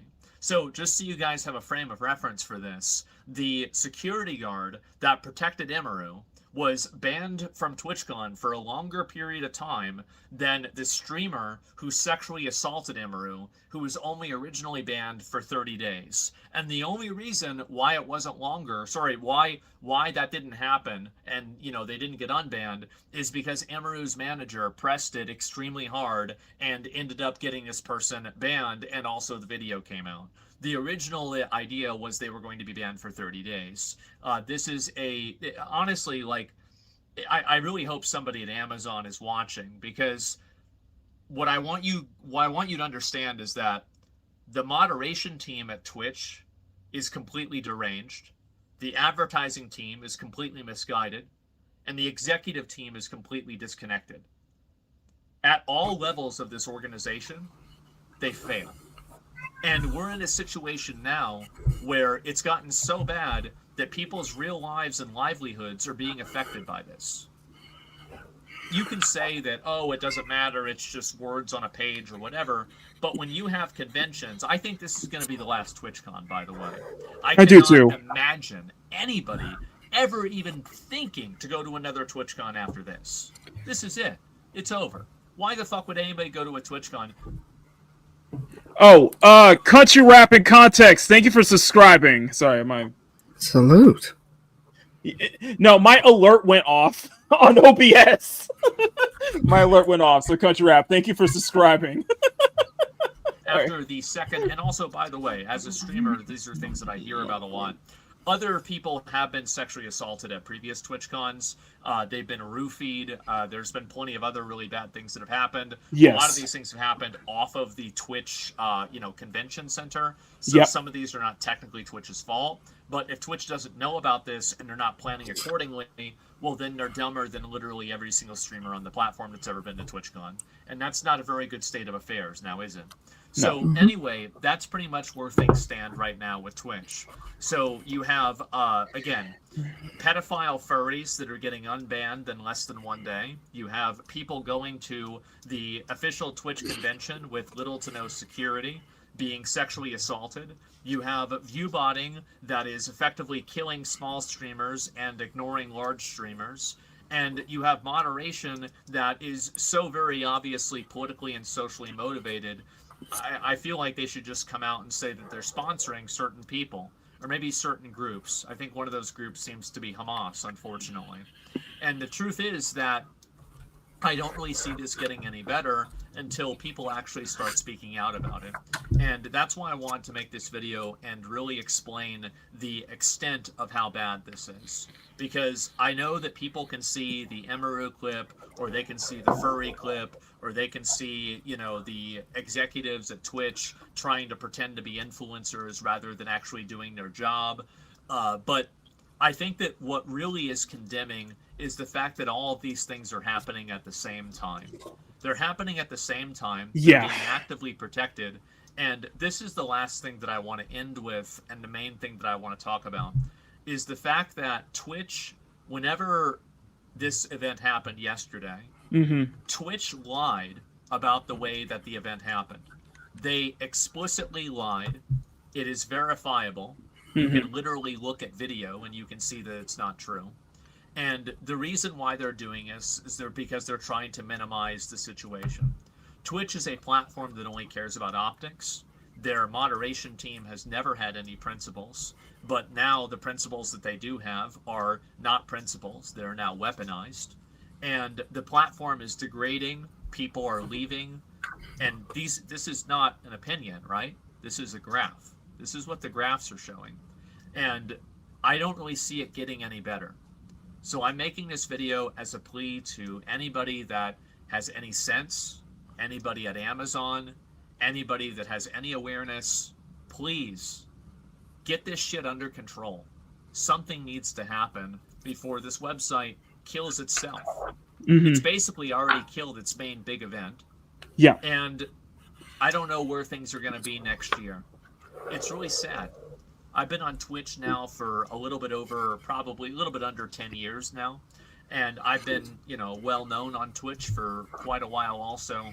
And it's sad to see such a deliberate and unnecessary thing happen to a platform that I've been streaming on for such a long time. I'm really sad to see it. And I wanted to make a video and talk about this because I feel like a lot of other people in my position don't really want to. They don't want to rock the boat for whatever other reason. And YouTubers do it, but they're not streamers.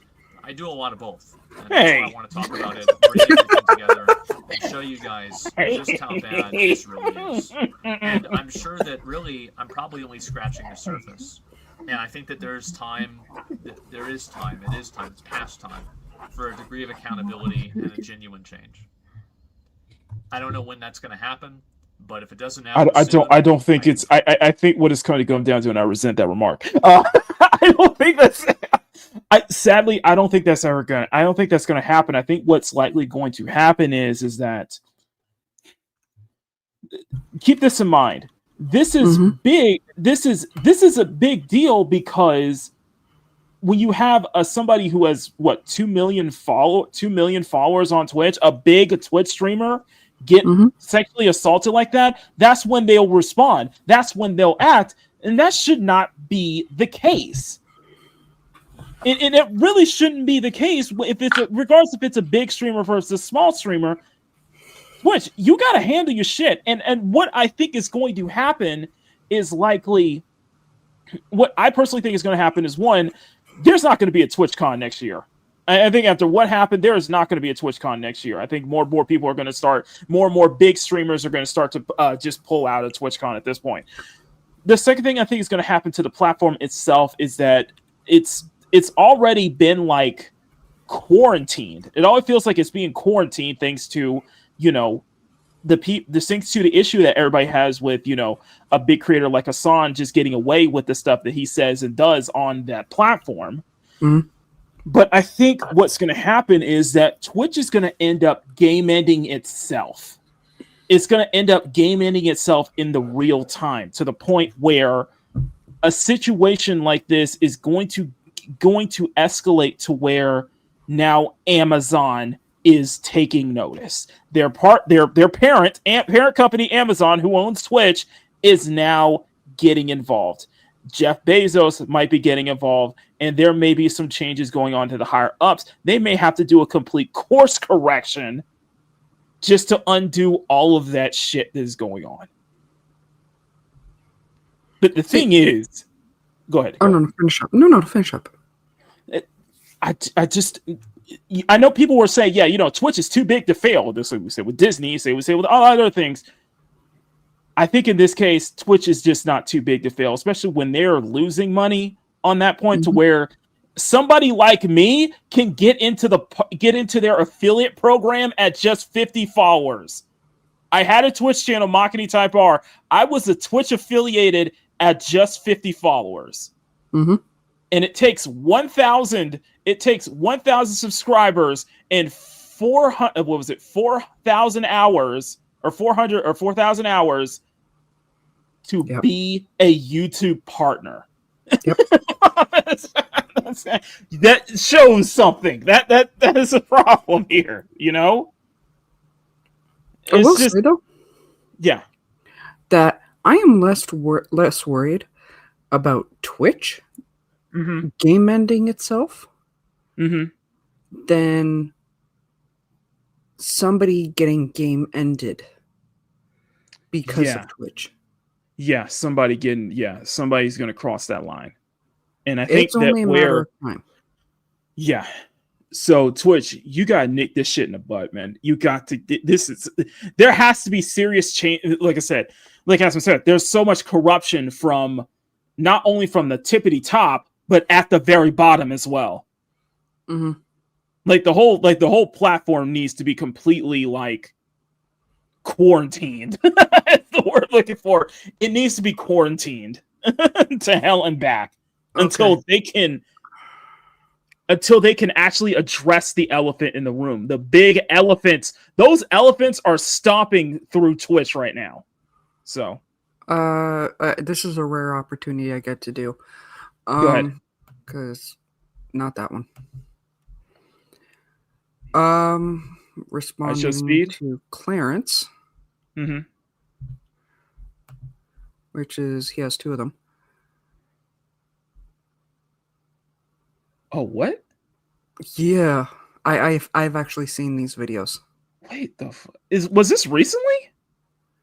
Within the last month, I think. Oh, damn. Like, I know Kai Cenat gets a lot of heat. He does. I know for a fact that Kai Cenat gets a lot of heat. I've seen this one too. And Ray J showed with Kai during the last same lawsuit. Shit. The fact they had a DJ in the bathroom was a little weird, but yeah, that's fucked up. That's fucked up, man.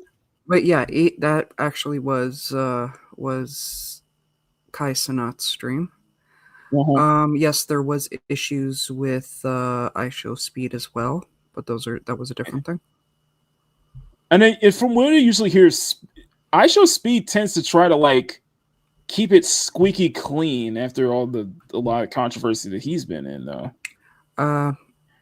Mars. And that's as far as I know. Yeah, Mars. Game ended. Game ended. Geo. Slow it down, Maki. Okay. Because I'm hearing it now. Game ended. Okay, we'll say game over. Say take yourself out of the picture, game over. Out of the equation. Yeah, game over. Yeah. Yeah. You know what? I quit the internet. Goodbye, troll world. Says Dawn. Yeah. Yeah. Wow. I did not know that. Ray J needs to shut up and sell his earbuds. I know. Mm-hmm. And the Raycons sound pretty good from what I've been hearing too. That's crazy, man. I am a Skull Candy girl all the way. You're a Skull Candy all the way. Okay, I got Soundcore because I'm both my headphone. I have a headphone and earbuds that are both Soundcore because I'm too broke. I'm just not broke. I'm just not expensive enough. I ain't that rich enough to buy a set of Beats. I just gotta say, Sean, you have covered this enough. You know there is no. He said he was after that Friday stream. He was gonna cover that himself too. He said he was gonna cover that shit too. I was like, he did. He said he did, and he got a whole lot of wackadoodles. Yeah. Oh my god. Some of them were getting a little hard for me to, Crazy, man. It's crazy. It's crazy. And I want to highlight. Go back to the very top. Highlight country rap in context. First off, country rap in context. Thank you so much for the subscription. Hope you enjoy the salute. Hope you enjoy the rest of the channel. What we do here. You're definitely welcome. This story is so freaking sick. When I saw this show up on my YouTube feed, I was blown and heartbroken immediately all at once. Yeah, I think this is just, it's that important to cover because it's just like what a lot of other stories that I've covered over the past couple of months. It's just some stuff is just becoming way too big to ignore, and it's affecting, it's having that effect on the streamer space. It's having that effect on the YouTube space and such like that. So I think this was definitely something that was important to cover. So we're going to end. Oh, sorry. No, we're not going to end the show immediately. So because everyone's saying I used to use Skull Candy. Sadly, they would go out on one ear. I haven't gotten Skull Candies in years. 90% of the time, like I have both a wired headset, and but the ones I use 90% of the time is, or most of the day, is the Bluetooth. Okay. And I always have only one earbud in at a time. Even right now, I have only one earbud in. Oh, okay. Yeah, my issue, my thing with Skull Candy is I would go through a lot of wired, earbuds, like candy, like basically candy, and most of the time they wouldn't last me only for a month or like a month or two at best, because it would start going out in one ear. Now, the headphones that I use is Soundcore, and I've had these headphones for nearly 2 years at this point. I'm just, again, none of this is sponsored. No. I am open. If there were, I am open. Would you be open for a Raycon sponsorship? If they have tile technology, absolutely. Okay then. Yeah. I am very selective on my earbuds because I have a bad habit of falling asleep with them in. Or things happen. I love the tile technology because I can just click it on my phone and find it. I've actually trained the one cat to help find the earbud. Nice. The bonuses of having a smart cat. The cons of having a smart cat, having to put a fridge lock on your fridge. So I'll find a way to work around that too. Maybe I trained you too smart, buddy. I trained you too smart. That's like. It's like I got trained you too smart. But Buddy is a delightfully cuddly, smooth brain cuddle monster. Okay. Okay, y'all keep bringing this up. Y'all keep bringing this up in Popflinger in the freaking chat. I'm like, what is y'all's obsession with Hello Kitty Island Adventure? Is it that good? I have actually never heard of this. So it's like, I think it's looks like it's like an animal. I guess it's like an Animal Crossing or something like that. But I keep hearing that y'all keep joking. I think y'all are joking, but y'all seem to love it a lot. Looks like it's like an animal. It looks like it's a puzzler. It's like a cozy, like I guess like an Animal Crossing or something like that. But I guess a Hello Kitty or something. I just it just kept Five Finger kept bringing it up. I'm like, bro, thank you so much for everything. Comes absolutely. She found me and needed me and wouldn't have guessed to see this happen. It's unfortunate, but it is fortunate the fact that it didn't. That Emiru is still here. That nothing worse could have happened, and it could have gotten incredibly worse. Now, we are going to end the show. Not right now. No, we're not going to end the show. Okay, I just want to have my own response to this, Mr. Jump Ahead. Yes. I really wish I could have sounded more shocked when it came to this. But this kind of stuff is very, is very common with women, especially in con type situations. Oh yeah. And this is why I'm like massively shouting out that one security guard. If I find out his name, I will probably like do an Instagram or something personal shout out to him because dude stepped up. And that's what I love to see. Exactly. Because there have been too many times where guys just act like the blue-haired one. Where they won't do anything. Yeah. And that's happened way too many times, sadly. And I think I'm gonna start using this term that I think a lot of it is just that Twitch as an ecosystem, it is a very low trust ecosystem, a low trust society though, where they're allowing this kind of stuff to fester though, where that just seems to be the case. So we are going to end the stream on one last video, and that is going to be from Emiru herself. So it is a 43-minute video, but she is going to address everything, every single thing. So you will hear it from her mouth, and she'll clarify on everything. And she actually has a lot more that she actually went into. There's actually a lot more going on behind the scenes with this conversation. And frankly, yes, she is going to be pressing charges on the person who sexually assaulted her, so that's a good thing. Good. And in my humble opinion, Emiru, if you're listening to this, you need to sue Twitch. You just need to sue Twitch.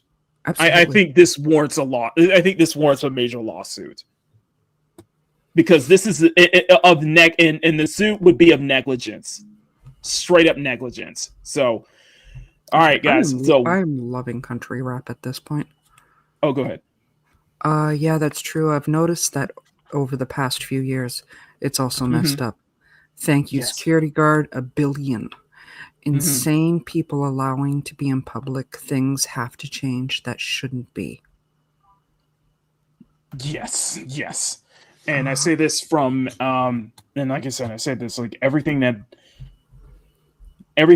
happened last month with Charlie Kirk and everything, that should have been a major wake-up call to everybody. That should have been a thing to where, okay, we need to have security here. We need to, especially if it's a public figure and they're allowing that kind of shit to happen, on somebody to just go up and do that. And especially when, as Asmongold mentioned, we had a Korean TikTok streamer just get up and killed like that because, it's the thing is though, in that it is a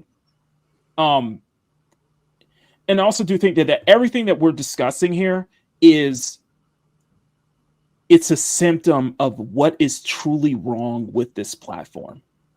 The whole Emiru situation is a microcosm of what is truly wrong with this platform, and I think this platform needs to be seriously put in check.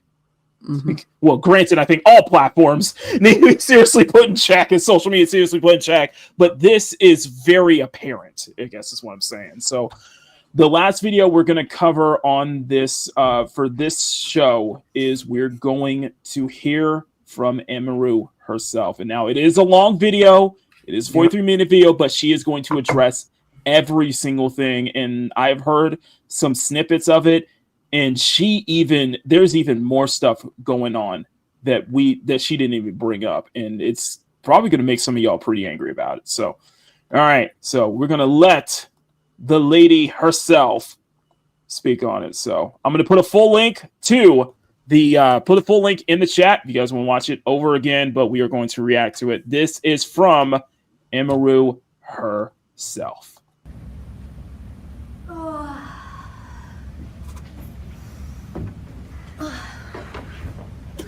Wake the f up, samurai. We have a city to burn. Okay, so first of all, and also I just want to also forgot to mention, even after that old incident happened, she still went forward with the meet and greet. Even after everything happened, she still went forward with the meet and greet. So hats off to her, honestly. you guys will have to forgive me because I'm not meant to be doing streams like this. I'm meant to be playing fucking dress up in my room, playing video games, okay? I did not want to have to do like a stream like this. Oh, sorry. Let me. It's like, it feels like I'm doing like a fucking press conference or something. But first of all, hope you guys are all feeling okay. Sorry you had to see that. You know what I'm supposed to be doing right now, actually? I'm supposed to be going over my run-up show for my TwitchCon show, which I am still doing, by the way, because of all the work that the production staff and the cosplayers in it put into it. It's not their fault that happened. I'm still gonna do it. But yeah, I don't even know where to fucking start. I don't know if you guys can see this. I wrote fucking notes for this because there's so much stuff that I feel like needs to be talked about, which is also why I was very aggressive in my tweet earlier today, which is, I mean, you guys know me. Rightfully so. Never like that, but I just feel like, in a way, it's my responsibility. You know what I mean? Because it's not just about me. Like, this could have happened to anyone. Honestly, for all we know, this could have already happened to someone, a small streamer, and someone just wasn't filming it. Which, okay, I'll just start this by saying shout out to the guy who filmed it and put it on Twitter, because last night after this happened, I was thinking like, fuck, like I have to talk about this. Yeah. Like, people need to know that this happened. Like, how am I gonna do that? And then someone happened to post it on Twitter, so thank fucking God I didn't have to figure that out myself. Nope. Okay, like I said, this is gonna be a mess because I'm not meant to be doing these kinds of streams.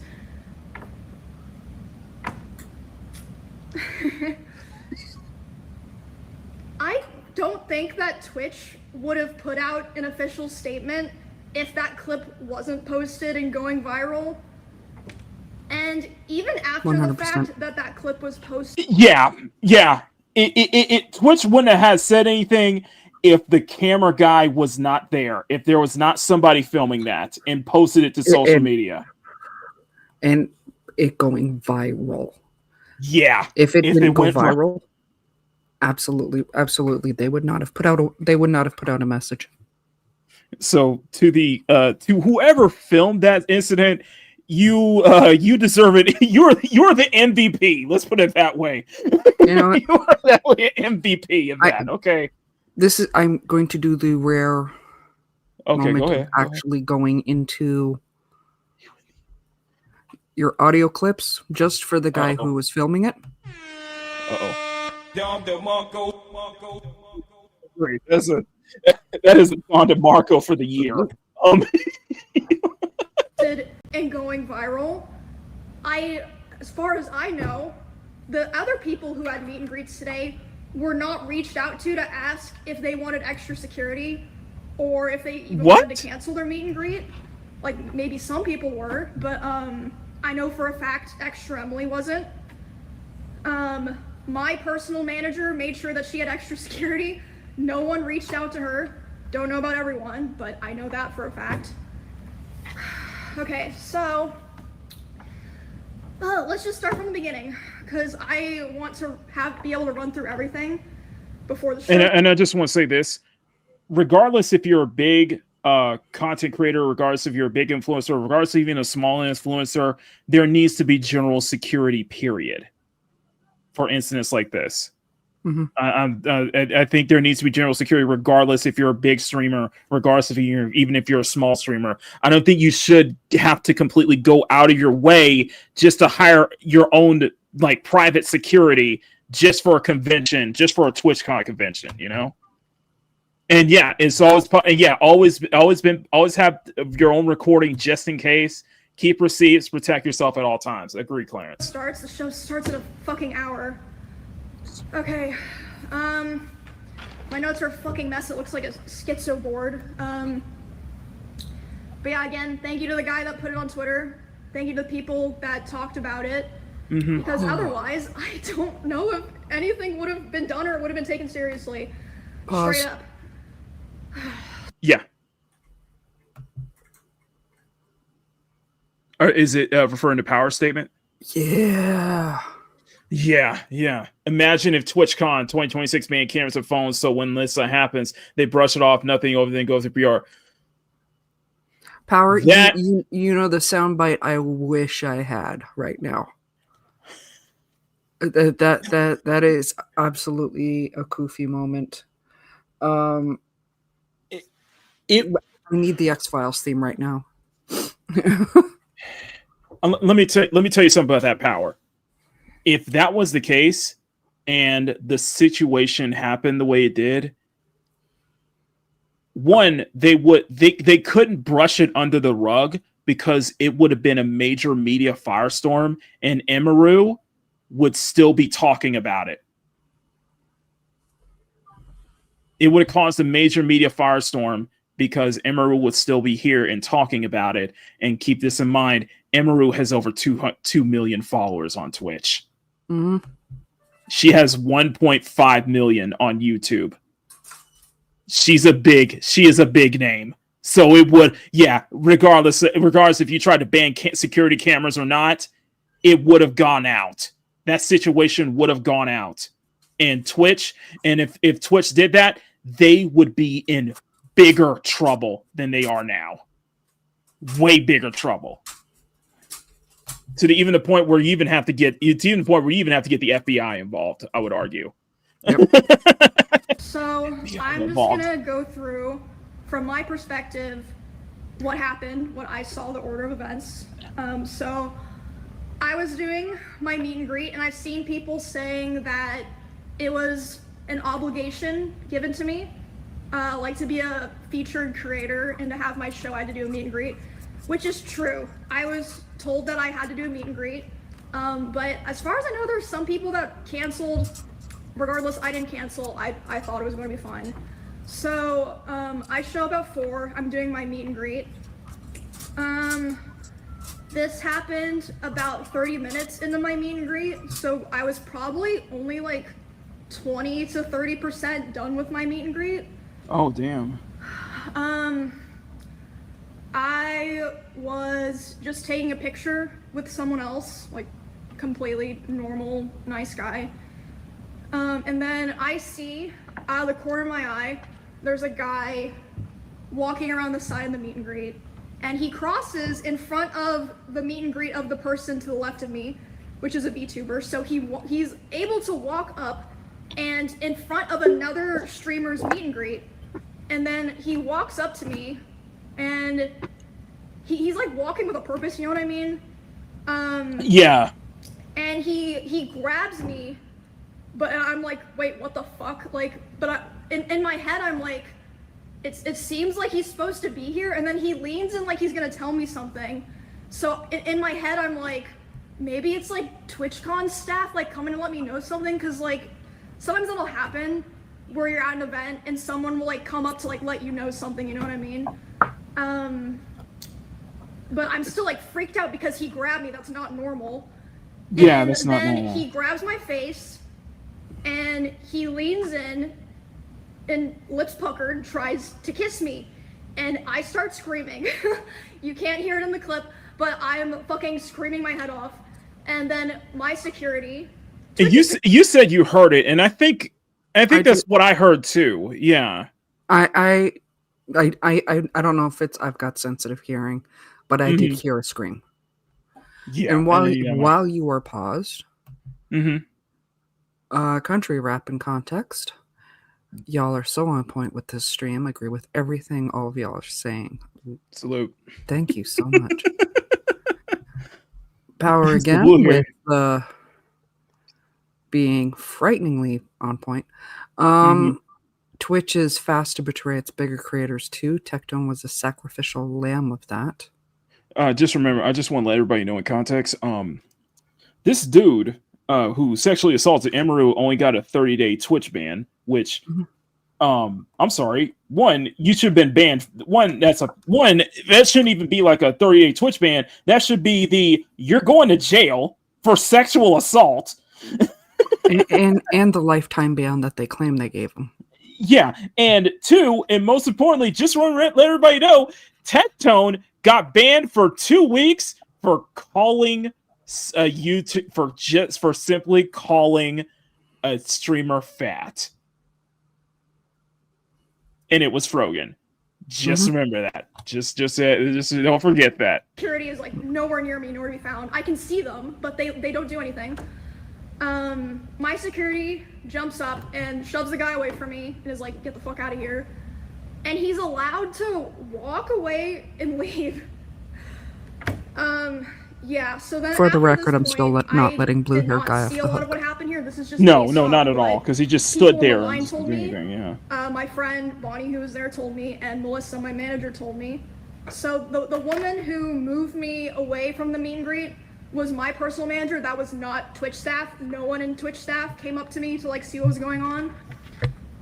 My manager and Bonnie moved me to the back, and they're like hugging me and being like, do you want to finish your meet and greet, basically. And I was back there for like a minute, and I was like, you know what, like I want to finish it because like of all these people here that, you know, they're just nice, normal people.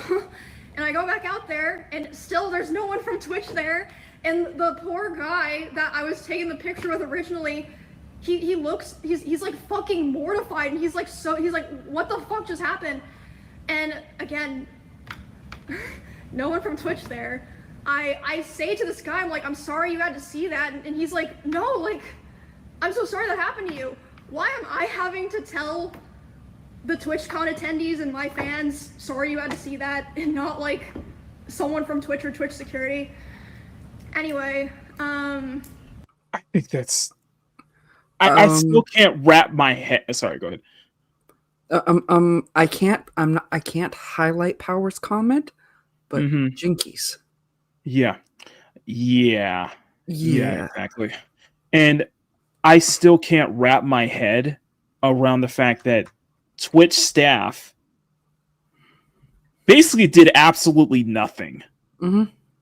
Where she had to, hire her own private security for that shit. I'm glad she did. Yeah. So I didn't see this. This is just what my friend and my manager were telling me. The Twitch security kind of got together after that, and we were like, wait, what happened? Oh, I didn't even see what happened, haha. And just started talking about something else. So it's like, okay. And then that's the events of what happened, just to line all that up. But I didn't talk at all about the aftermath of all of this at all, and I don't think anyone knows this, save for maybe some streamers that I'm friends with that came to spend time with me or that I talked to last night. Whew, okay. So I finished the meet and greet, and I was escorted back to my hotel by my one security guard.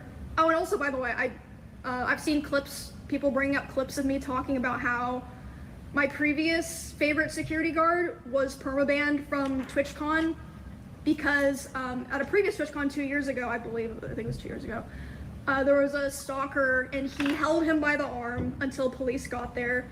And because of that, he was indefinitely banned from TwitchCon. Like from all of TwitchCon, not just the venue, because that was in Las Vegas. Anyway, that just a side note. Okay, Justice man, for her I wrote down security a lot guard. of shit here. Okay, can I just also say, what you guys are seeing here is character development. I've always been the person who never says shit. Like, I just want everyone to have fun and for things to go well. Sorry. Why Pause. am I the person who has to do this? Yes.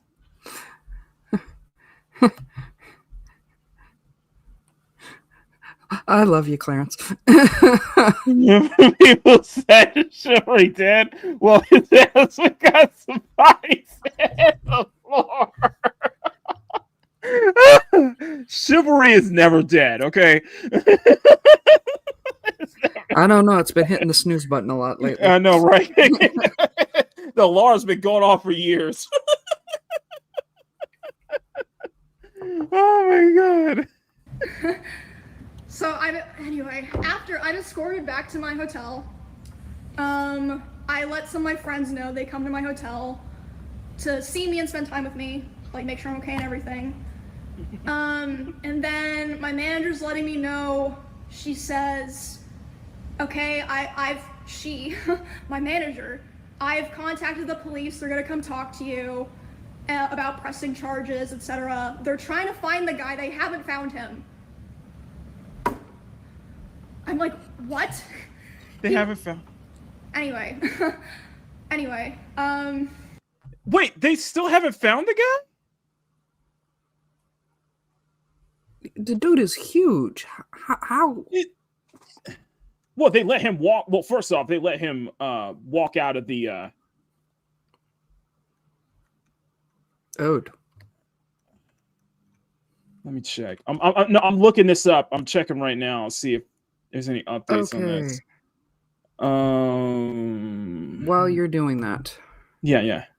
Country rap in context. Whoa, Twitch is exactly like Roblox. These companies need to to their knees. There has to be things actually done to these companies to really make them feel it and hopefully change. You know exactly what I'm going to play. Yep, go ahead. Oh, I thought you were going to play with this. Yeah. Nothing. So Dan Clancy tried to address this. Twitch is facing a legal storm right now. Fans are calling to shut down TwitchCon. Let's see.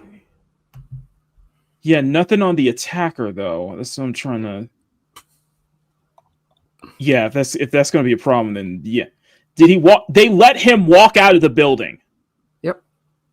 They let him walk out of the building, Clarence. You know, we don't know if he has been toxic masculinity. Yeah.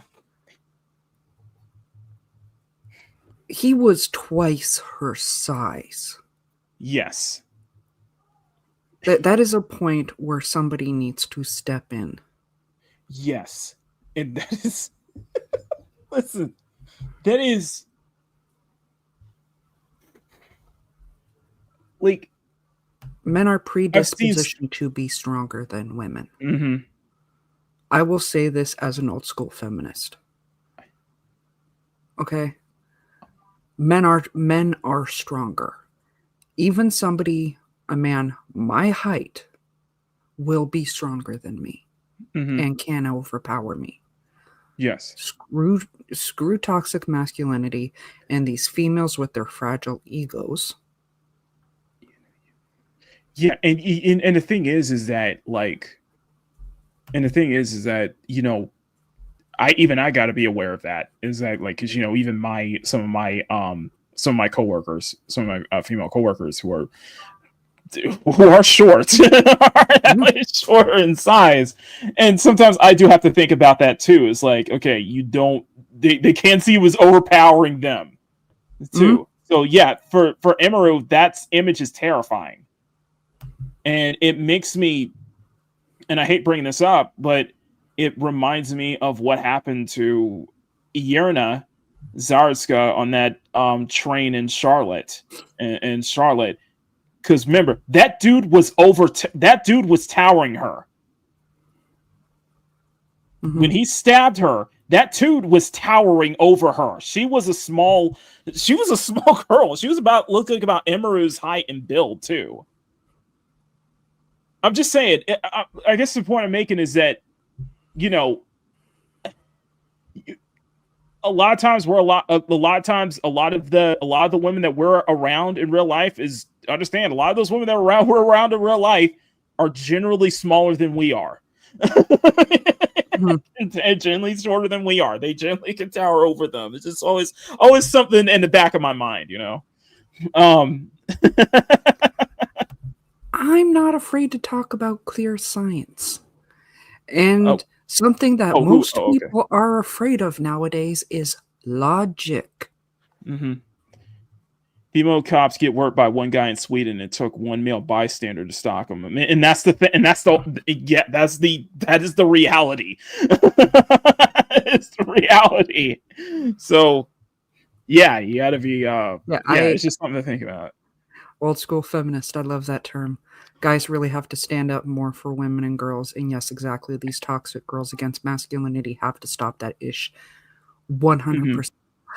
When I say old school feminist, it is about women's voices being heard as equally as men's.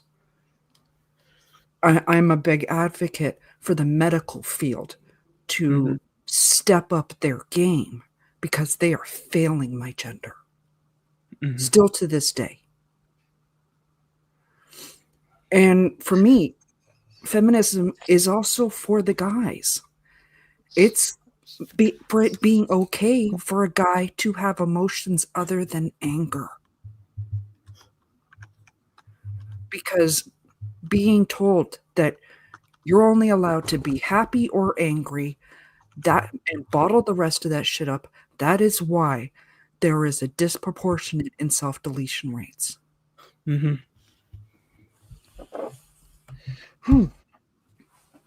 Sorry. You're right, my very new miracles and yeah, and like you said, I also want to get up at the top. Yeah, what Emerald said earlier. The guy was literally twice her size, and I'm just saying, whenever I see those kind of incidents, it usually deals with, you know, a lot of these popular popular cosplayers and female streamers, a lot of them are genuinely Emiru's like height and body, Emiru's height, and a lot of them are generally Emiru's height and kind of build. They're kind of small, and so having a guy just tower over them like that, yeah, that's gonna scare the shit out of them. It's gonna scare the shit out of anybody practically. So, just something to keep that in mind, I guess. Yeah. For those who are, you know, relatively new here, not even just country rap. Yeah. I haven't said that phrase very, very often in the past while. Here at least. I say it on a lot of channels I mod because anyone who has seen me in a chat knows I can really go off a tangent.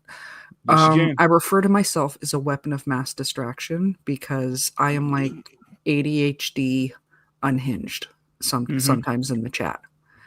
And I can completely derail the stream's conversation. She can. If she can't get a quote, that's kind of like her style, you know. That's kind of like her style. When she can't get a word in, she'll find a way to derail it. It's not intentional. That's the thing. Not intentional. It's it just is like not intentional. It's like a natural like mechanism of hers. It's like something kind of just like kicks in. No, it's it's like having somebody like constantly flick the channels on a TV set. That's kind of how my brain goes. And sometimes any little thing will just automatically shift to a channel. Like I'm sure Power has seen it. I know Sean has seen it in various chats where one word, like one phrase or something, will have me dropping a music quote in the chat or something, and it's connected in my brain, even if it seems random to anybody else. Emerald also mentions average height for a man is 5'9", and average height for a woman is usually 5'3". This could be just you. It varies. I think it varies from country to country, but I think here in the U.S. that is kind of the average standard. I think that's pretty close to the average here too in Canada. I would actually have to look that up, or somebody could. Okay, so let's go ahead and continue. Yeah. So at some point while I'm with my friends, a police officer comes and talks to me, interviews my manager, talks to my Twitch partner manager, who, by the way, she's so sweet. Like, she didn't do anything wrong here. Oh my God.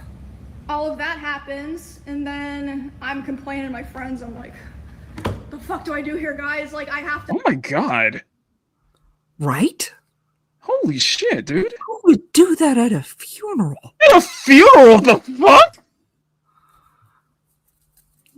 Jesus.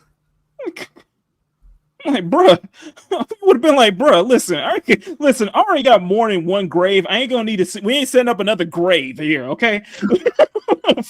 Damn. I mean, to be fair, if anyone had stepped out of line at my dad's funeral, first words out of my mouth is, I'm burying one family member today. I'm not afraid to bury it. I'm not afraid to dig up two graves. That's why my sisters knew certain people were banned from attending. Yeah, exactly. This blah blah blah, and they're like, oh, like, don't worry about that right now. And then suddenly Wake's like, wait, why is my Discord saying hope Emmy's okay? And I'm like, oh fuck. I guess the clip got posted. Again, thank God someone was filming, because otherwise I don't think Twitch would have said anything. No. So after that, I start getting a lot of messages. I'm responding to people, and my manager comes back to me, and she's upset. She's like, okay, I've been talking to Twitch people, and I'm really upset because I noticed a lot of negligence around the event, and I'm not happy with the way that they're handling it now. And I'm like, what do you mean? She's like, well, I asked them, you know, like, what are they gonna do about this? And you know what they said initially? They said, oh, well, he's banned from the platform for 30 days. Pause. Okay, pause. I want to pause for two reasons, because that reaction. Oh my God. I need to make a clip. I need to save a clip of that. I need to make a clip of that. I need to make a clip of that. Oh, that's at this point, like, well, no. I said two reasons. What was that? I'm also like really invested in this story from Country Rap at this point. Yeah. He says my papa's stepson, and it was my papa who was in the casket. The guy was so huge, and I didn't have any kind of weapon.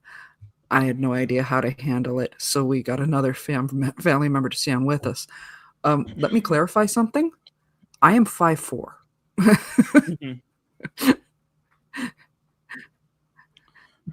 I mean, y'all handled it the way it was respectfully done. You know, I am in those situations. Do not mess with my family.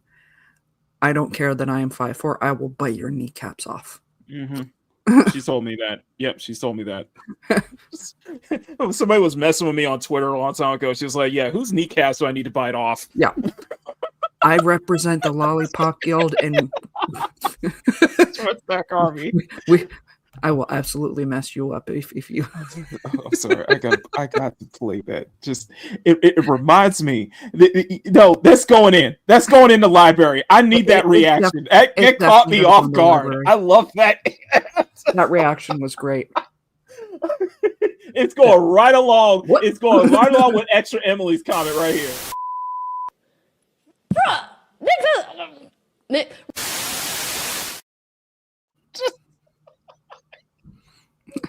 I can't let that go. That's so funny to me. Asked them, like, what are they gonna do about this? And you know what they said initially? They said, oh, well, he's banned from the platform for 30 days.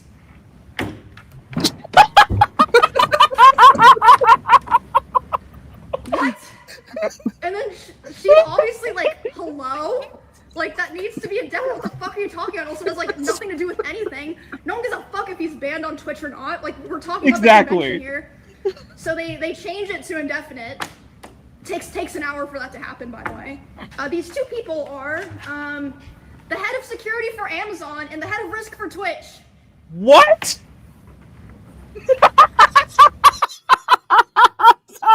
I'm sorry. Don't close the screen like that. It's caught me off guard. Oh, I'm sorry. Apparently, I've also got Ruya Samurai absolutely dying. Then he kept saying, I'm sorry. I'm usually the same, except I was beyond shocked, wanted to respond differently, but I couldn't. It was oddly shocking. I kid you not. At my dad's funeral, I had my 3-month-old daughter in my arms. If one of the people that was banned from showing up attended, they know I would have handed her off to somebody and just to throw hands. Yeah, I totally agree. Absolutely gold. I'm sorry. I got to go back People to that. are the head of security for Amazon and the head of risk for Twitch.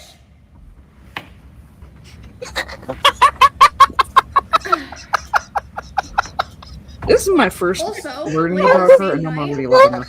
I'm not gonna drop names here because I wasn't there, so I didn't see it. But I had multiple people tell me that key Twitch representatives last night were out partying. Okay. I don't say anything, but just her reactions are priceless. I know. Are you for real? I can see why she has a ton of followers. Yeah, I know. She's clearly more than just a cute face, but good God. Oh, also another detail. Sorry, my lines are all crazy here. My Twitch didn't approach my manager to talk to their head of security. It took them 2 hours to approach her to talk about what happened. And by then, she had already talked to police and called a lawyer on her own. My manager, Melissa. And they showed her a photo of the guy that I believe a fan took, by the way. A fan took a photo of him, not one of their security guards. They're like, oh yeah, here's his photo. We're like gonna find him. He still had his badge and his wristband and everything. The guy. So, yeah, I really feel like a lot of this process wouldn't have happened if it weren't for my manager advocating for me so hard. Which, again, I'll get to that later. Power. So they also showed my manager some security footage of the area, and the guy was he was waiting for there to be a gap in security. And there was. He was able to walk through the side, not through like the 2 lanes of meet and greet people who had signed up and been like background checked for my meet and greet. So he was able to just walk through because there just wasn't like consistent security there. Shit. I am so sorry. One second. Sorry about that. A second. Sorry, I was doing something in the background. I did. Yeah, sorry about that. Your fired clip? Okay, you know what? I deserve that one. I deserve that one. Well, you know what? I do. Okay, I can't find it. Right. I can't find it. No. You get this one.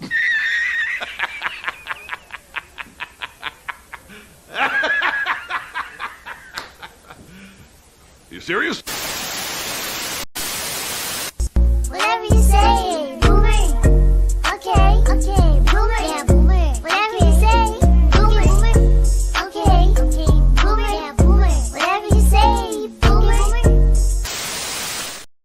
Okay, Mama Bear. Yes. Mama Bear, can I ask a favor from you? Okay. Yes, dear. I'm downloading the video right now, and I'm gonna make a clip of that. So, and I'm gonna add it to it. So whenever I do something like that, can you do me a favor? Can you play that clip specifically? Okay. I need. I need. I feel like that's just that reaction is so perfect to me. It's like.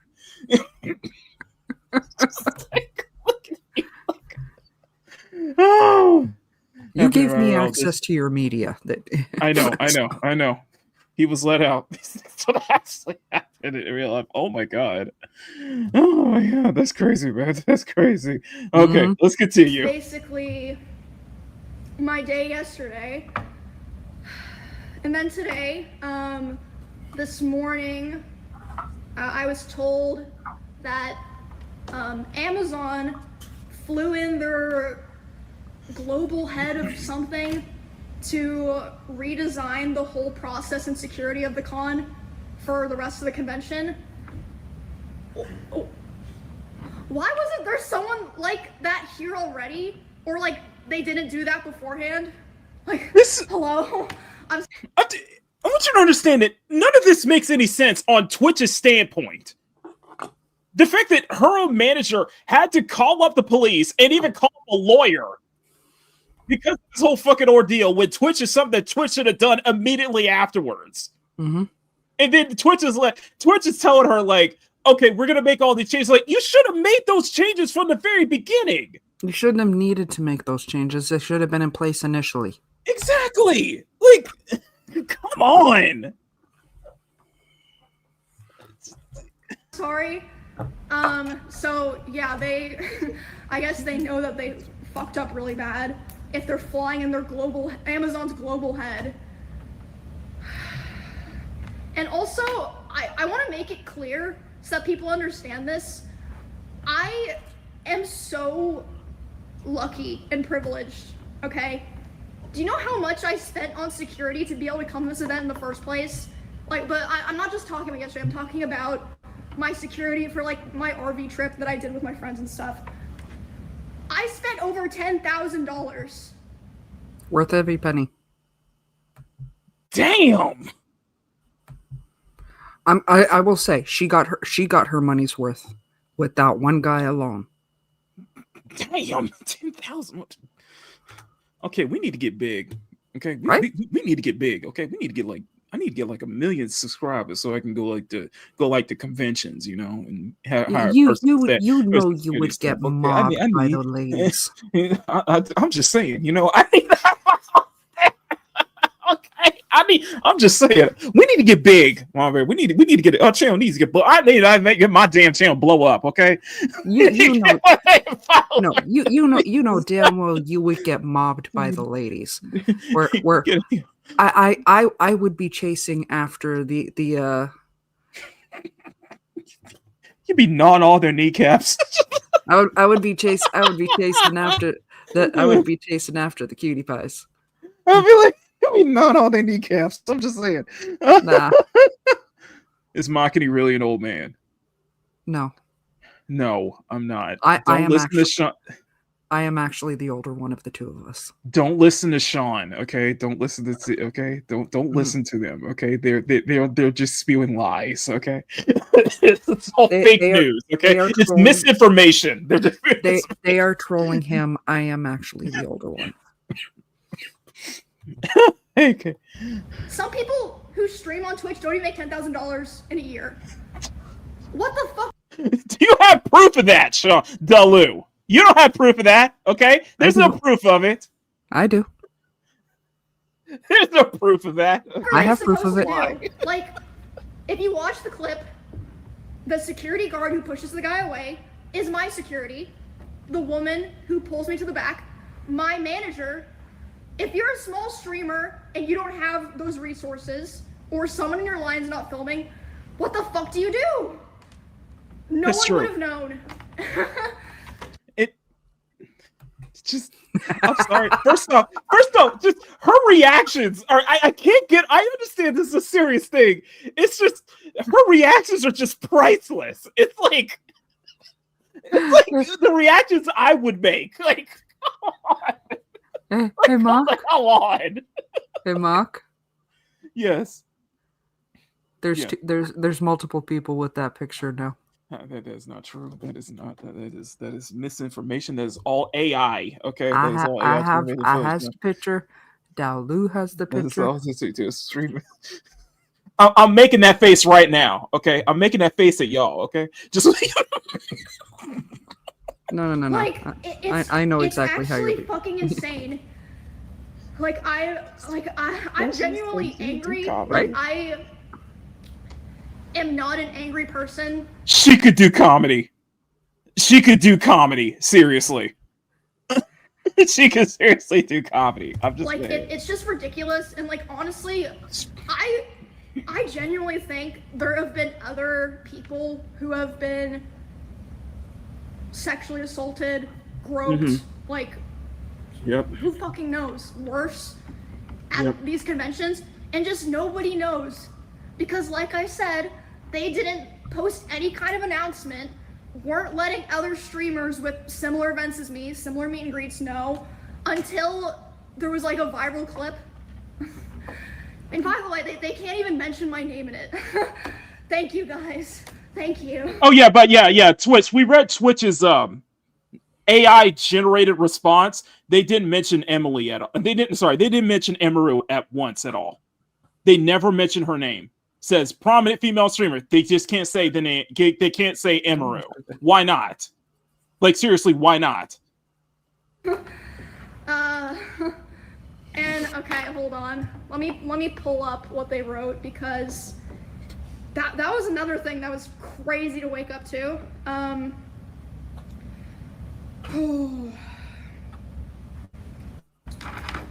right, let me read this. The safety and security of all those attending TwitchCon is highest priority.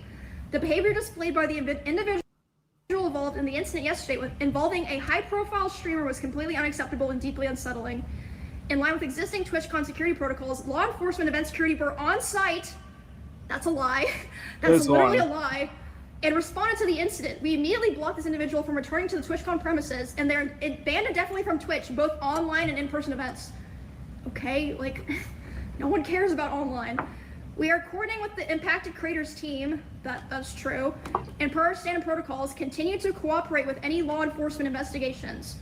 We've increased security at the meet and greet attendee check-in point, and we'll have additional security personnel surrounding participating streamers. If you've RSVP'd for a meet and greet, please note that we're unable to accommodate +1s for the remainder of the event. You know why they said that? They only thought about that because of Melissa, my manager. She said, were you vetting people coming through the line? They said, oh yeah, everyone had to sign up, and they get background checks, but they're allowed to bring a +1. Well, are there +1s background checked? No. Melissa was like, okay guys, Twitch has a zero tolerance for harassment or acts that inhibit the safety and security of our community. Lies? Yeah. Yeah, go ahead. I'm just saying lies. Yeah. Again, country rap, these cons and companies, etc., need to have security so damn heavy to protect the innocent good people that it scares the shit out of predators. That's what it needs to become the standard. Man, if we ever get to that point and we're at one of these events, I'm gonna need somebody to clone Dante so I can have two protecting me. 2 security guards. Yeah. You're not wrong. You're not totally wrong. It's like Dante. Okay. I don't even know. Like, I'm just tired, guys. Like, I'm just so tired of. I've just had so many things happen, and like, you know, stuff just happens. Like, especially when you're like a creator, or like a girl creator in particular. But I just feel like I've been failed so many times, or lied to so many times. And I'm always like, you know, it's okay, we'll figure it out. You should have figured it out already. You should have fucking figured it out already. Oh my god. So yeah, that's basically, unless I'm forgetting something, a rundown of everything. But yeah, it's fucking insane. And, I mean, I'm not usually the type of person to talk about this stuff, but it's like, well, did I lie about anything?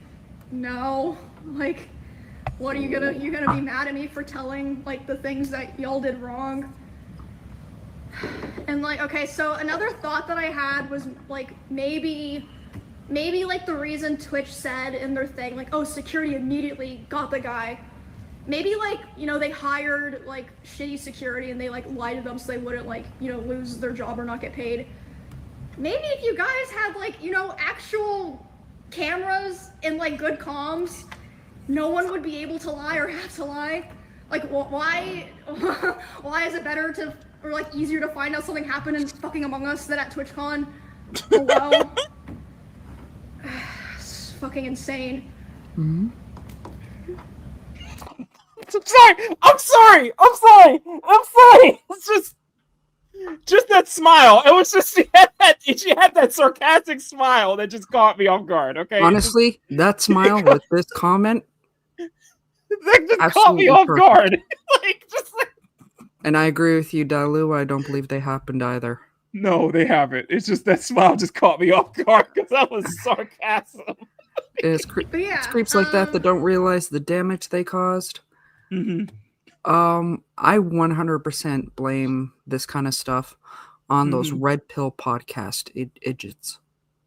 100%, because they're the ones that are always going on about, you know, how you know you need to take, and you know,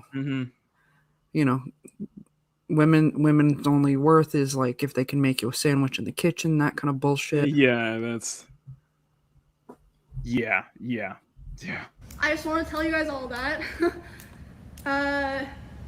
This is character development. I'm fucking sick of it. I'm so sick of it. Like this was just the final straw for me. Oh my goodness. Oh. And Sean, you are right. She is desperately trying not to crash out. Mm-hmm. Even though, it is warranted. Okay, something else. But as a woman, sorry, we can't. I just keep remembering shit. It's gonna be like this for the rest of the stream. I saw a thing that said I was in their like top 5 or top 10 most followed streamers attending this event. Again, if that happened to me, what the fuck is happening to small creators that we don't even hear about because no one's filming them? Like they tweet it and like Twitch doesn't feel the need to follow up with them or publicly. It's just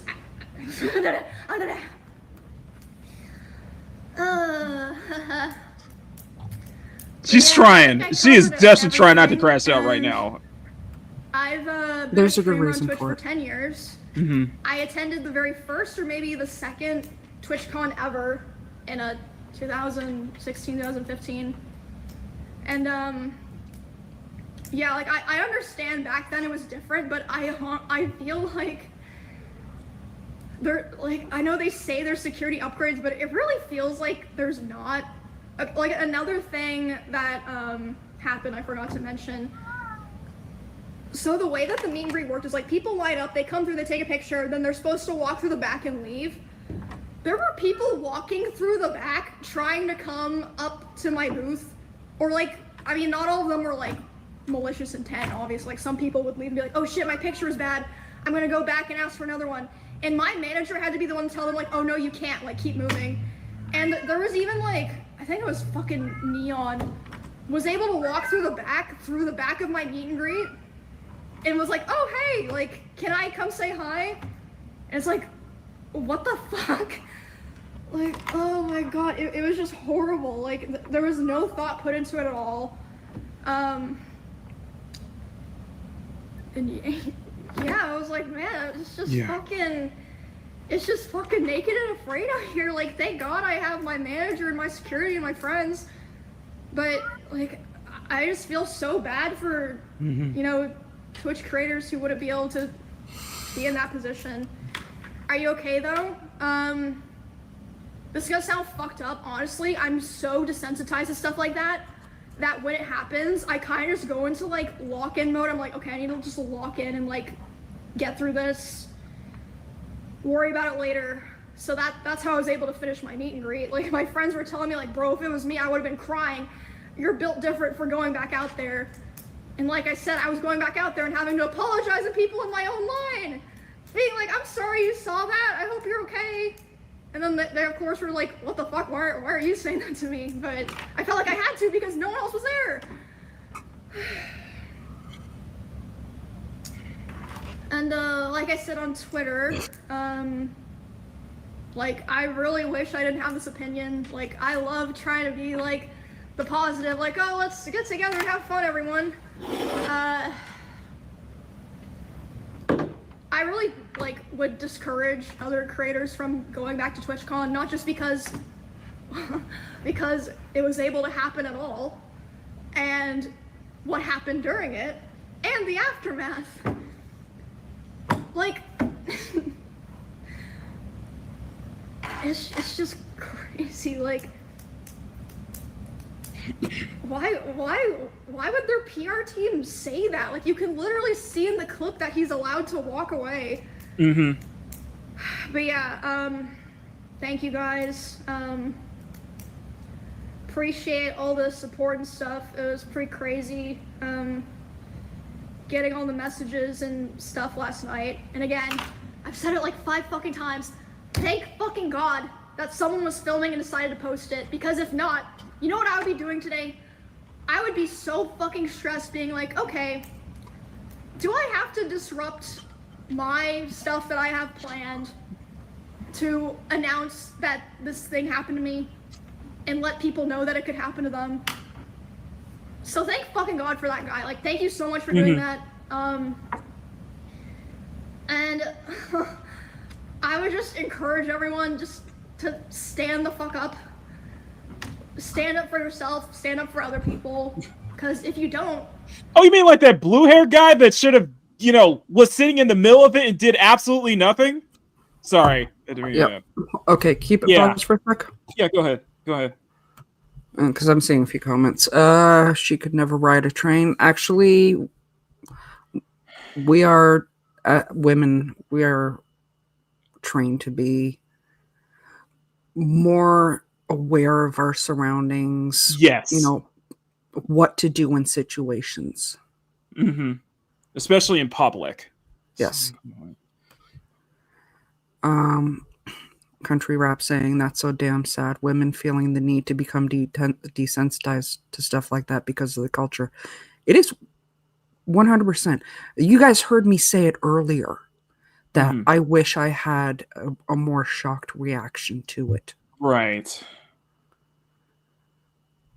Even something as simple as you will get guys looking at you and going, "Oh, well, why aren't you smiling? You're too pretty to not be smiling." No. Yeah. Even I don't do anything like that. No, like, you say that to me, I am giving you the Sheldon Cooper, Joker smile. Yep. Okay? Exactly. As long as you don't pull. As long as you don't pull Brie Larson and Captain Marvel, then I think you're totally fine. Okay, so all right, there we go. 100% Neo. 100%, yeah, absolutely. There is no war in Bossing say. Of course not. Look what fucking happens, which is crazy because I saw Valkyrie, I saw Pokey, I saw Hassan, I saw Cutie saying, I don't really want to go to TwitchCon because I don't feel safe. And everyone was saying that they were stupid or overreact. Not everyone, but a lot of people. A large portion of people were saying that. And Twitch's response to that was to be like, oh, don't worry, everyone else. I want to add on to this that, yes, a lot of people are saying they probably want to go to TwitchCon, and it was likely due to what happened last month. And like I said, I think there should have been a major wake-up call to everybody, regardless big or small, to, you got to bump. Unfortunately, you're going to have to bump up security. If you're letting people do this kind of shit, especially in public, especially with thousands of people in attendance, especially if somebody's family's in attendance, and you went out and actually assassinated somebody like that, that needs to be a major wake up call to everybody. Security. I'm sorry. What, did you just see Sean's? No, I I just saw her reaction. Just like I'm sorry, her reaction just got me there. And response to that was to be like, "Oh, don't worry, everyone else. We up security." Mm-hmm. I'm sorry, that reaction.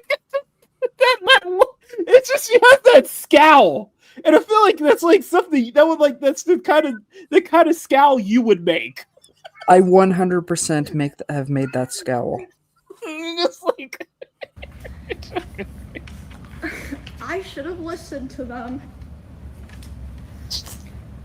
Especially because, I mean, no, that's people like know stuff like this has happened to me in the past, and I just keep going. Like, I'm the kind of person that's like, you know what? I'm not gonna let a shitty person or a shitty thing ruin my life or like what's going on for me. You know what I mean?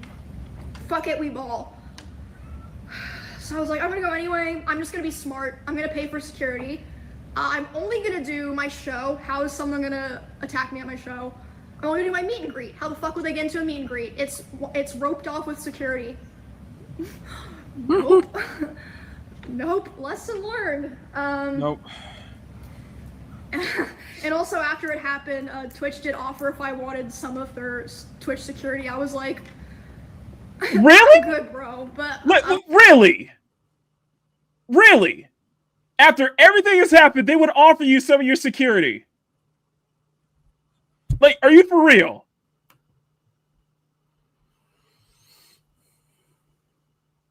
So let me get this straight. So you were sexually assaulted. They didn't do a damn thing, and later on they're just like, "Oh, we're gonna make all these changes. We're gonna make everything more safe. Would you like to offer our security? Would you like our security for you for the remainder of the event?" Is that what I'm getting at?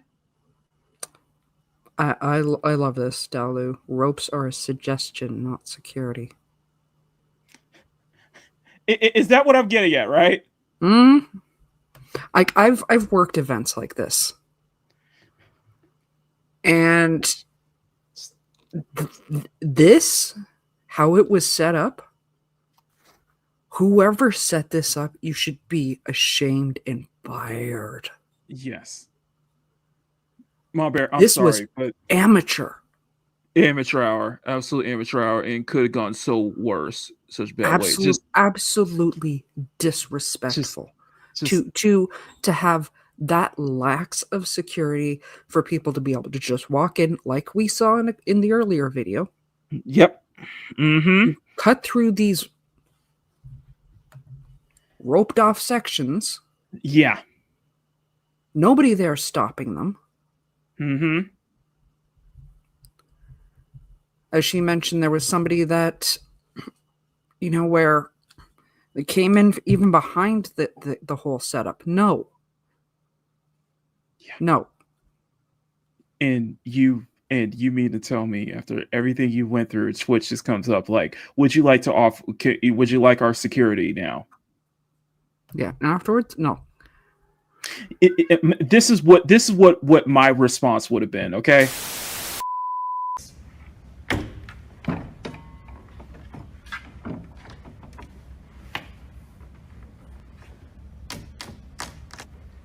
What?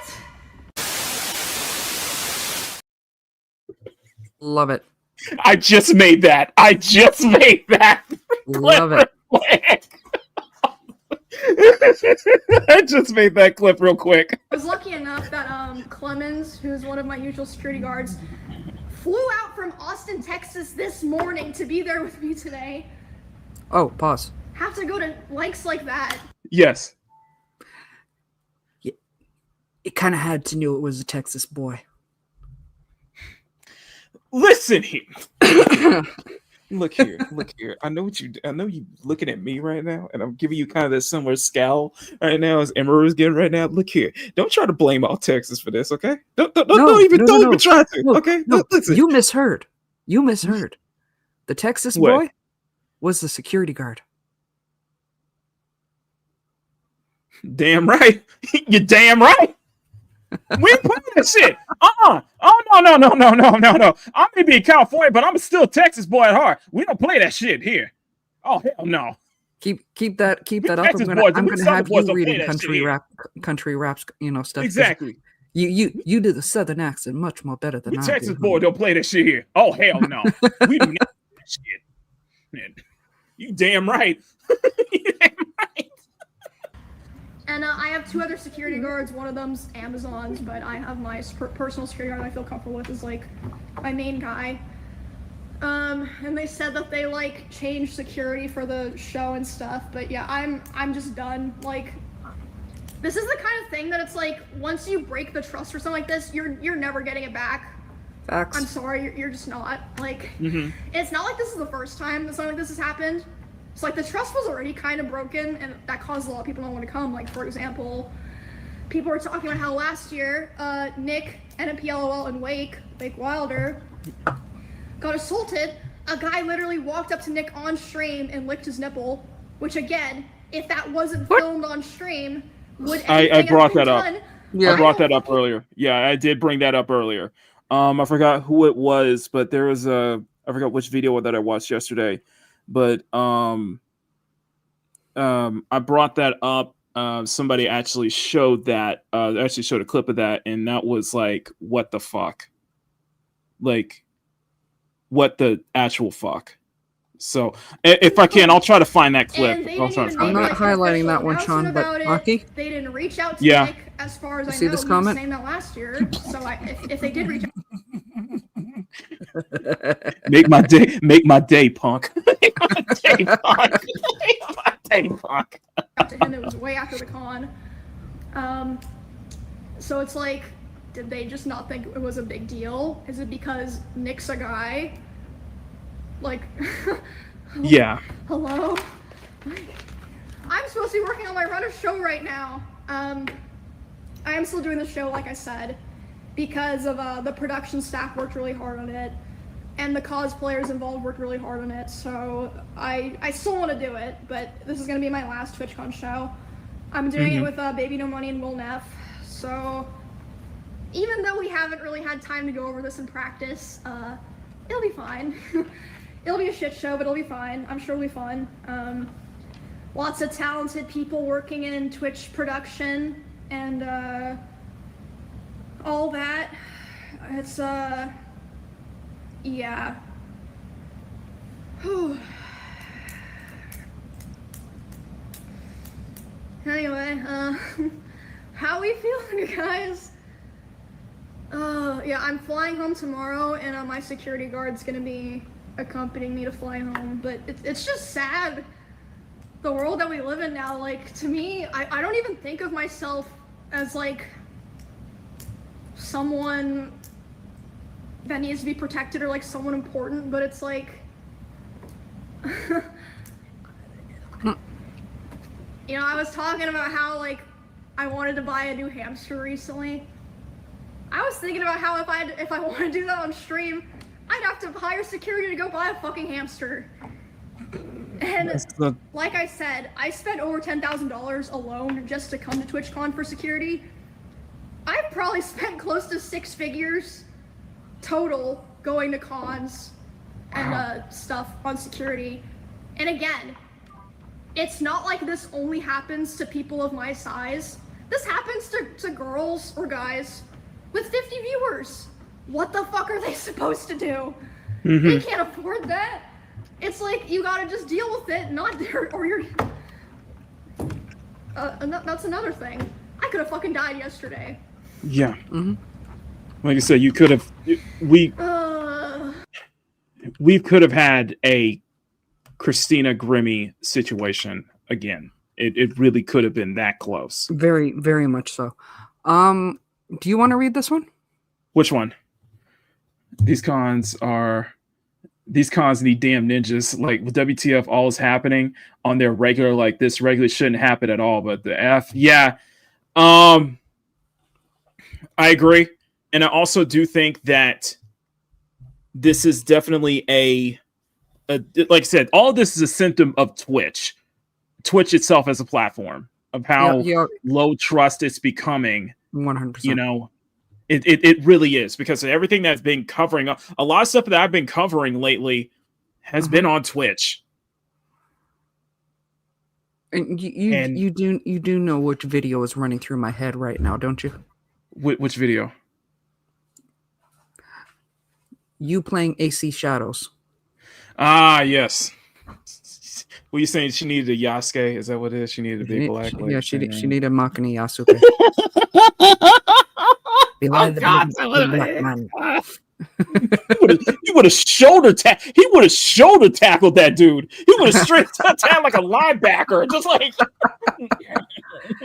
this is frightening. It is frightening, and I think is that like, yeah, you gotta understand, and also understand this is that we see this with VTubers, we see this with streamers, is that parasocial relationship that goes on as well. And you know, I'm not placing a blame for that. I'm just saying that that is definitely a symptom of that. That is definitely like a result of that too, of just that, you know, you have those crazier, you know, you have such that strong presence on streaming, and you're creating, and like, you know, what we see with VTubers, what we see with a lot of female streamers and stuff like that, is creating that parasocial relationship to where you have those crazy fans, like what we saw with what we mentioned with the Korean TikTok streamer. You know what though? I feel like that's point. Yeah. When I went to New York with my high school, the location John Lennon was shot was actually on the tour. Wow. Bro, like, wrap that one around your head. We went to the World Trade Center. We went, you know, to the UN building, and here is where John Lennon was shot. Excuse me, what? I was like, no, not sure what I need to know that, but okay. Can we visit something positive? So assume this was your reaction.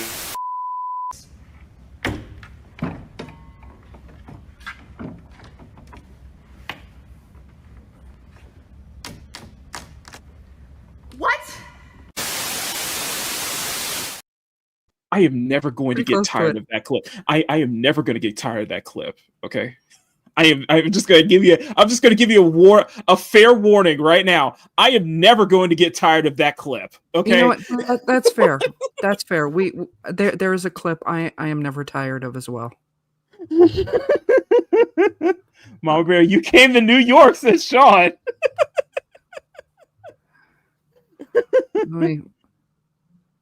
Yeah. Like I said, I visited the World Trade Center. That'll tell you how long ago it was. It was and this is online idol culture. Yeah, exactly. No, I want to see wild shit with my own eyes. I'm using his eye, please, damn. You can absolutely never get tired of that. There is one I will. Okay, Boomer will never die. Okay. No, there is one that if you delete it, I will riot because I will never get tired of it. Is it the Korean pop?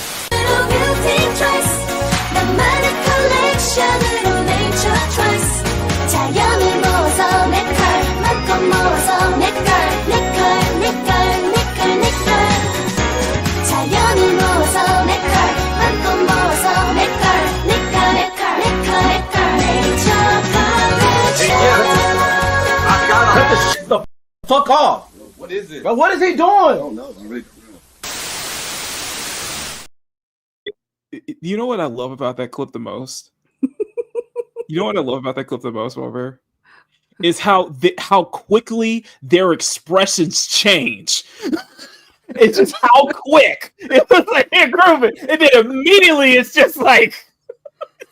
I mean, I love so much of his stuff. He has It's a great channel. It's a funny channel. They do funny skits like that. No, he has one of my favorite series on YouTube, Mm-hmm. like comedy series. It's horror movies that would never have happened if Yes. people. I remember you showed me that a long time ago. That was. I remember you sharing that with me. Yes. See, I've had a crush on this guy for years. If he ever winds up watching this, my DMs are open. Yes. Well, Instagram DMs are open. And it is such a rare occasion. It is such a rare occasion we cover something and I get to use this clip, but every time I use this clip, it is absolutely glorious. They got your ass on camera. Niggas ain't got me on no fucking camera. This is the clearest video I've ever seen. This is the most HD shit ever. This is 4K. How did they get you in 4K? That ain't me. 4K moment, okay? We don't have that many caught in 4K moments, but when we do, I legit. I gotta look that channel's name up. Go ahead, but please do. I legit raised money so I could go on the trip. And there was two reasons why I wanted to be on that trip. One, we were going to see Rent. I'm dating myself here. And we were going to go to the Museum of Modern Arts, which I did not get a chance to go to. We didn't get to see Rent. We wound up seeing something funny happened on the way to the forum with Whoopi Goldberg. But when I ever get back to New York, I am definitely going to the museum. But the one thing that the two things that really got me was, one, how similar New York was to Toronto, with the exception of one thing: the pigeons. The pigeons there are really aggressive. I mean, we've got radioactive pigeons here, granted, but I legit was, had this moment of, I thought the pigeons were going to mug me for birdseed. It's RC World, by the way. Yeah, you're right, Emerald. It's RC World. So yeah, it's a channel. It's called RC World. Okay. Yeah, it's a big channel.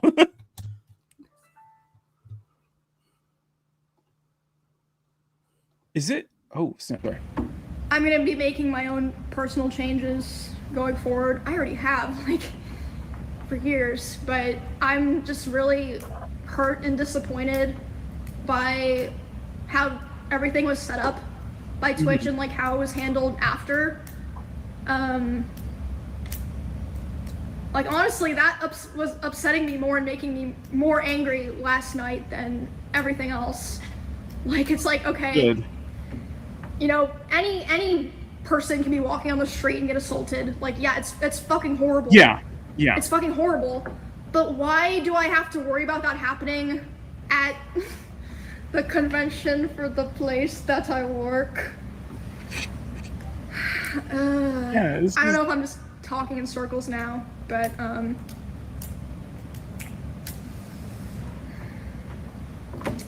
don't know, guys.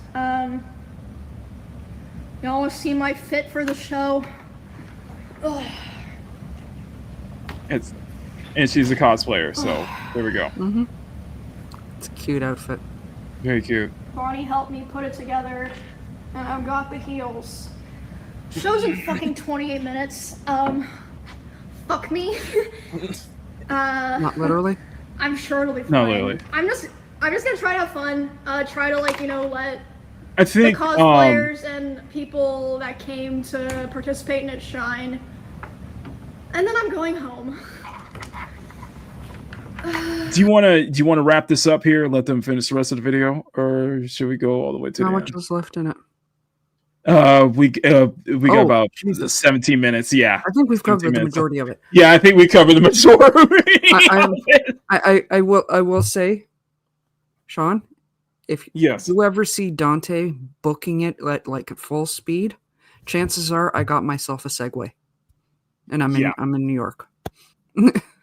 Okay, so my final thoughts on this subject is simply Twitch, because apparently there's a Hero Hey video. Hero Hey just posted a video that now Amazon's getting involved in this, and I think it's warranted that Amazon needs to get involved in this shit. Asmongold just reacted to apparently Dan Clancy made a statement on this one.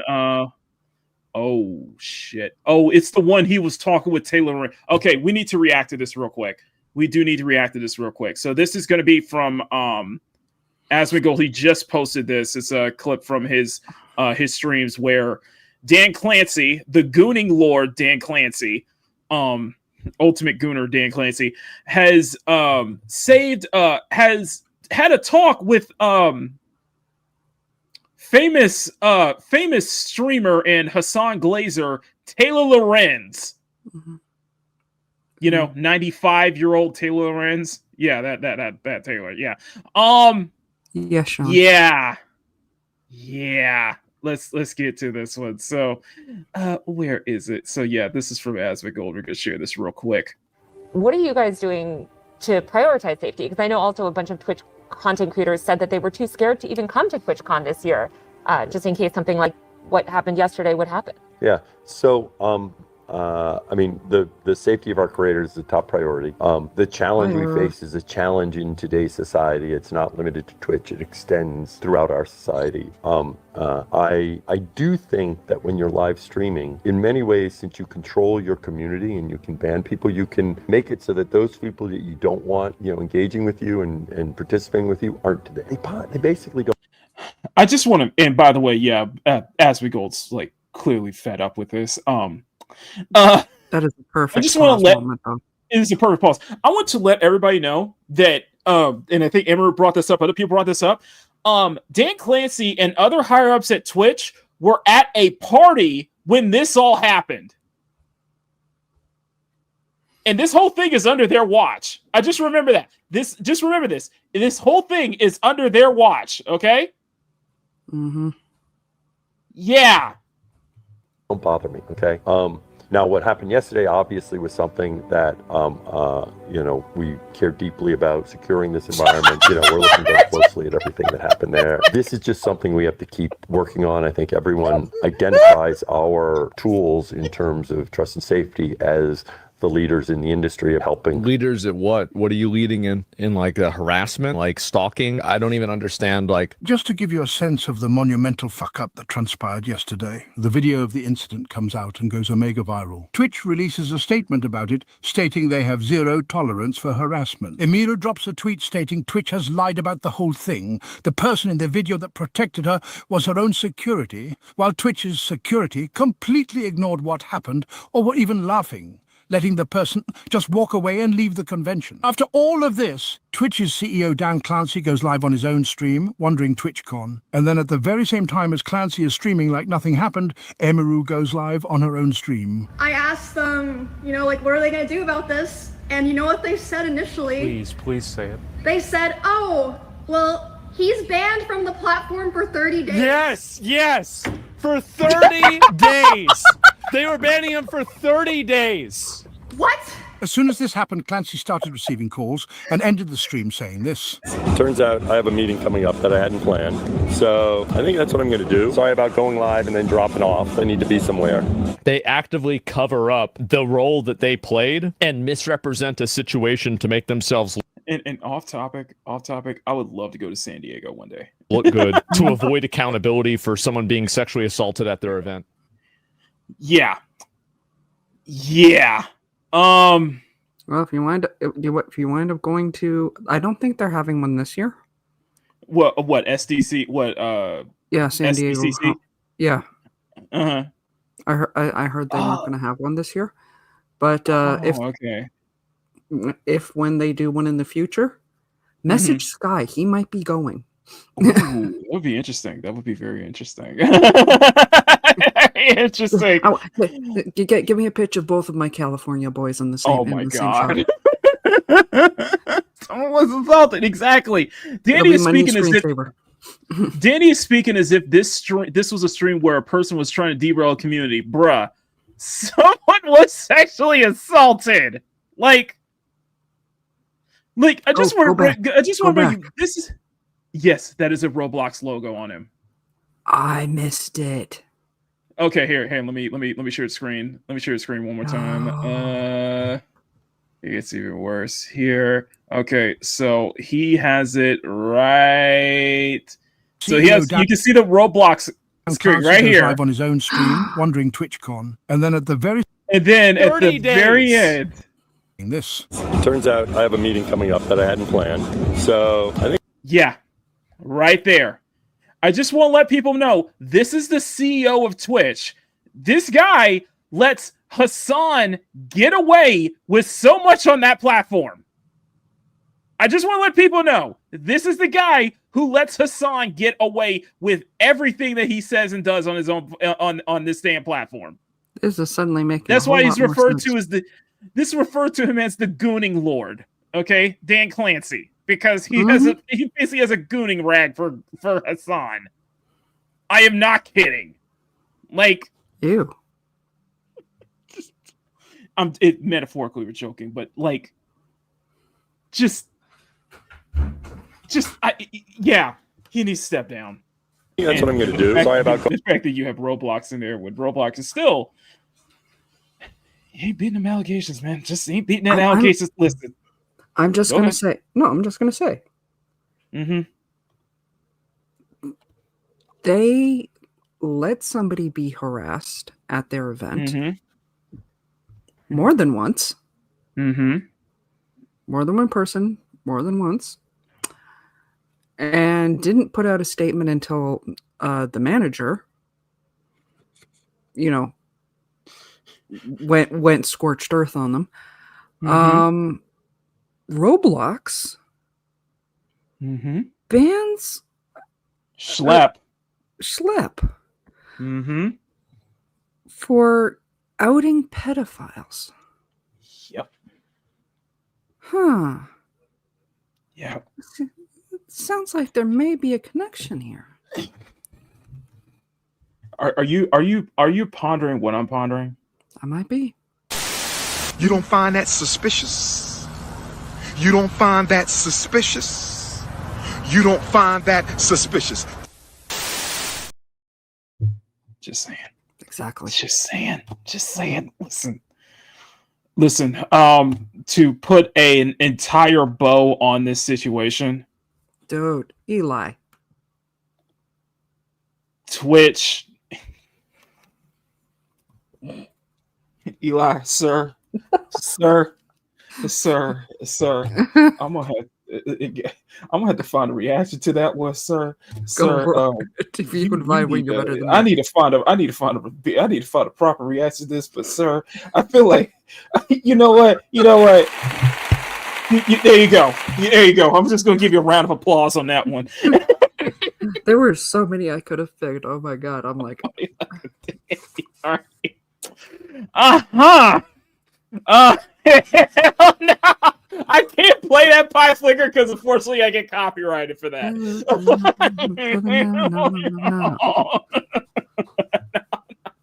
I would love to have that on my library, but unfortunately it gets copyrighted. I'm like, yeah.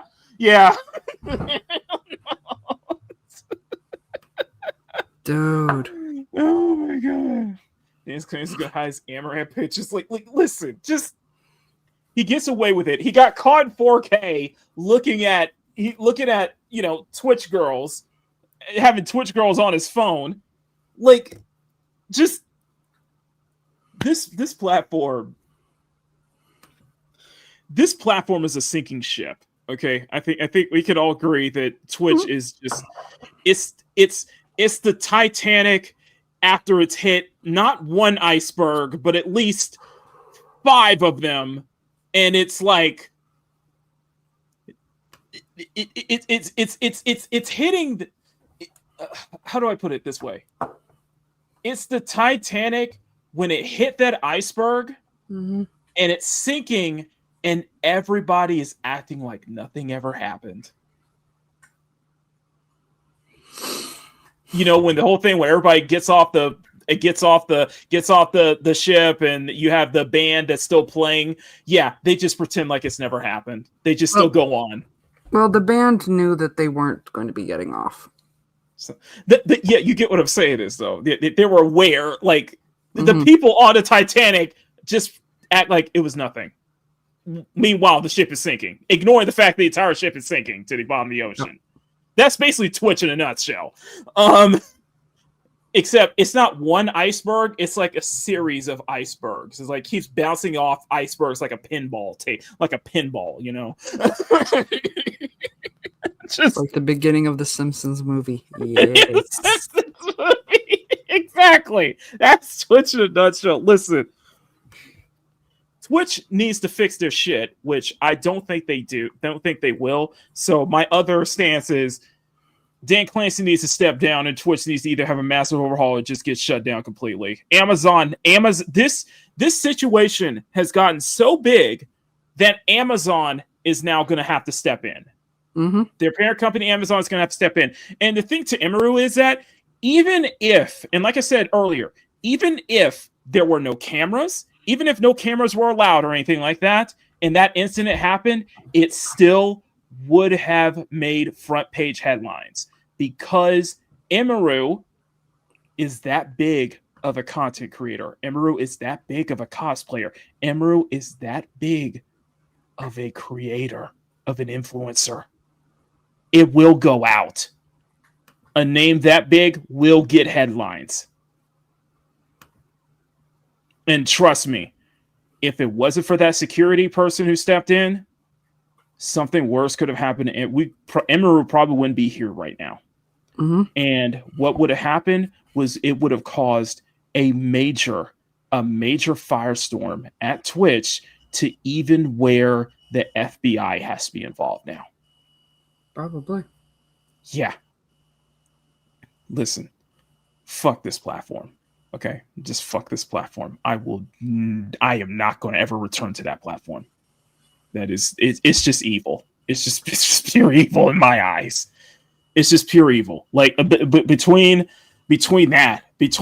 who you let on the front page and between basically anything that Hassan Piker says or does, I think this platform is evil, and just with how they get away with it. So that's my final stance on this.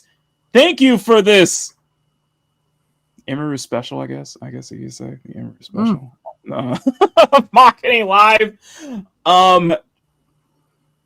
Chat, Power, I know Power, my main mod. Power, if you could drop links to Emiru's YouTube channel, Twitch channel, social media, just in case anybody wants to follow her, definitely do so. Put them in the description. Put them in the description. I will definitely do that. You that. Yeah, I will definitely do that. I'll put those links to her chat in the description, so that way you guys want to give her a follow. I see her shorts pop up in my feed, and it's like, and sometimes I can't escape it because she is cute. I ain't gonna lie, it's cute. So it's just those shorts pop up in my feed from time to time. So, but it's almost some funny shit with her stream, stuff like that. So. But yeah, I will put links to Emiru's social media and everything in the description after the end of this show. That is it for today. Malbear, I know you and me are exhausted about this, but man, man, I gotta love it. Man, we got the internet is a wonderful and terrifying place at the same time, isn't it? Absolutely. We're just trying to survive here in our little corner of the internet here. Corner of the internet where you can at least find some sanity, where you can still find some sanity here. Mm-hmm.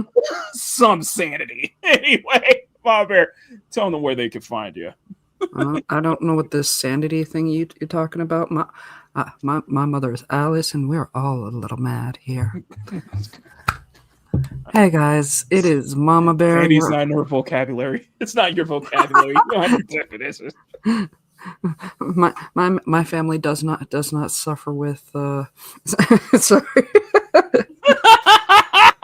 We don't suffer with it. We take it out for a nice long walk.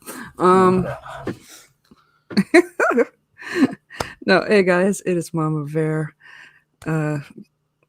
You can find me here on YouTube over at Mama Bear Doll. It's, I believe, Matt's Mama Bear on, definitely on Twitch. No, Twitter. I've been saying Twitch too many times today, and I believe it's the same thing. It's all in it's all in any of my videos.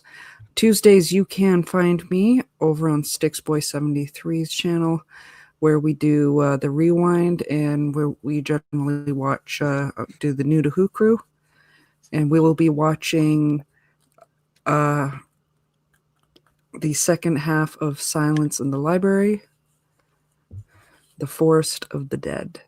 one of my favorite episodes because it introduces one of my favorite characters. And beyond that, you can always find me here every Sunday, just about. Anywhere else, it goes in everywhere I wind up being. It goes into my community section. So if you are not following me, you're not going to find me. Exactly. Now, before I move on to my outro, I just want to let Sean know, sir, I'm sorry, you're gonna have to. I've covered 2 situations. I have covered 2 Twitch situations back to back, and they have scared you to the point they have gotten a reaction out of you, man. So I feel like you might have to talk about Dan about this, man. I'm just saying. I'm curious about Dan's reaction. I'm very curious about Dan's reactions to all this, but just understand that, like I think Sean was truly disgusted by Friday when I was bringing up that whole, baby fur, diaper baby fur shit that was on the front page. I was like, yeah, Sean's gonna talk about this, ain't he? So that one too. This is, yeah, Sean. I don't know what to tell you, man, but you think you might have to, man. The spotlight is on them now. as if the dog collar wasn't enough. Enough. Anyway, guys, thank y'all so much. I want to tell Mama Bear that we had 22 people watching the whole time. We had over 22 people watching the whole time. I hope y'all hit So I want to say thank y'all. Let's get to 30, okay? Let's make it to 30, okay? Let's get to 30, okay? 30 likes. Let's make it happen. Where are we at for the likes? 25. I'm at 25. We need to. Come on, you've got his outro in about 10 minutes. You got his outro statements and about 10 minutes of outro videos. Let's get up before the end of the stream. Okay, yeah. You know what? Do it. Easily another 15 minutes. Come on. Okay, you know what?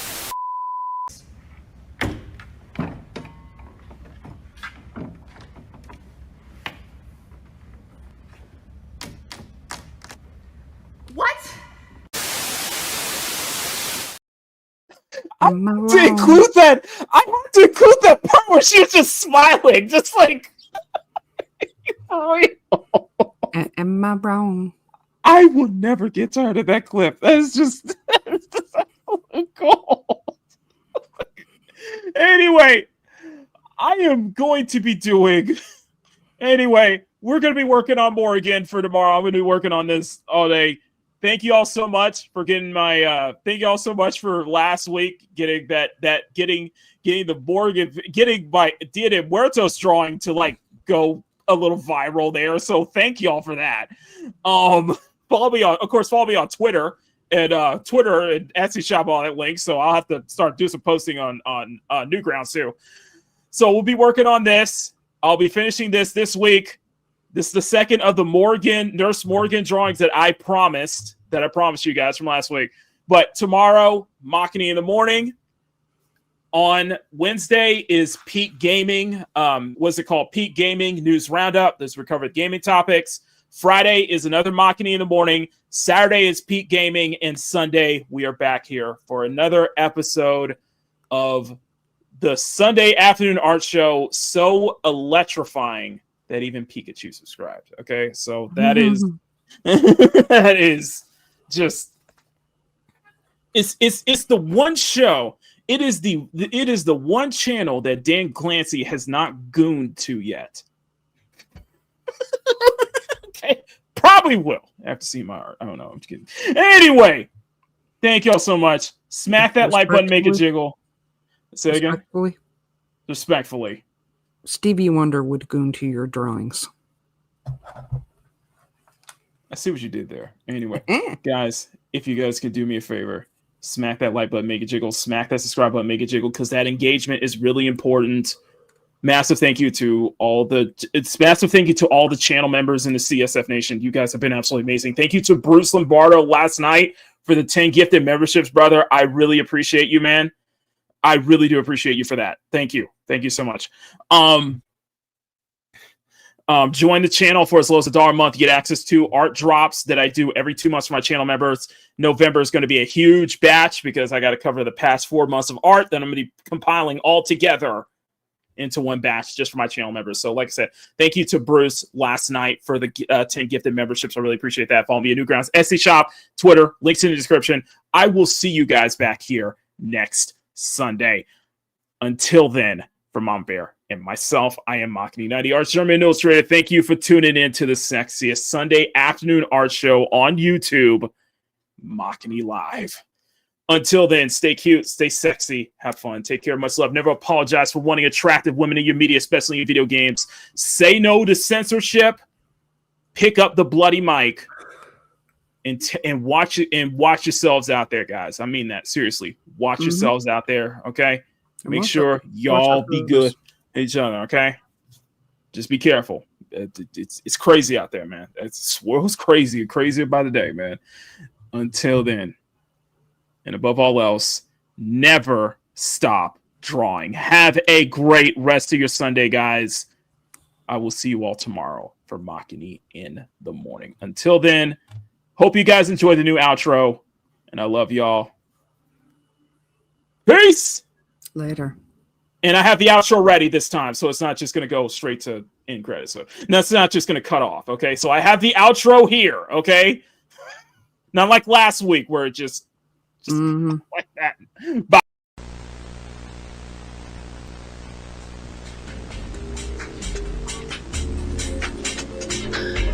Ada, if it isn't the cute, sexy, and fun Nation. Makini would like to thank everyone in the CSF Nation for your incredible support.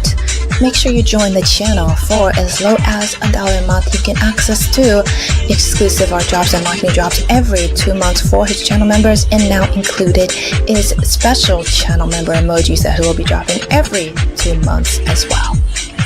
Makini would like to thank the support from all CSF Nation members, past and present, and we also like to thank you for your incredible support as well. CSF Nation for life. Arigatou gozaimasu.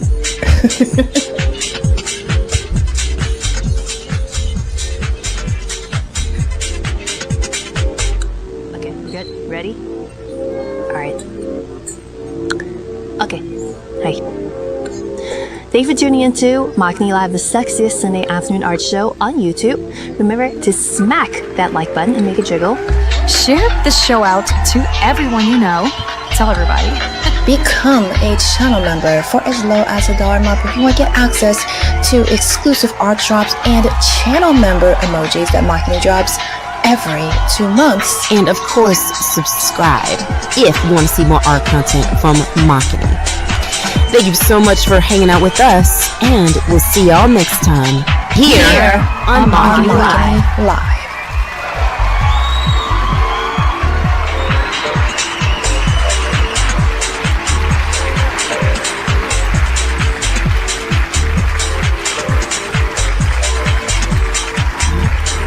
Makini Live is filmed before a live studio audience at Makini Studios in Arcadia Village's North Tower, right in the heart of Pacific City.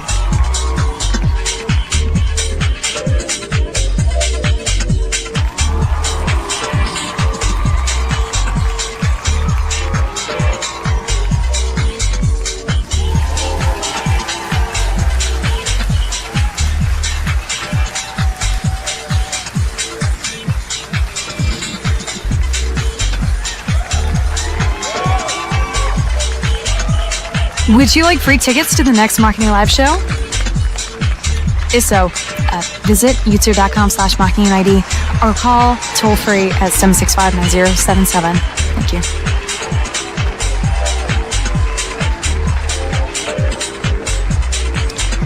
For written transcripts, please send $5 to Lucky Nico Transcripts at P.O. Box 425, Palmetto Valley, CSF Nation.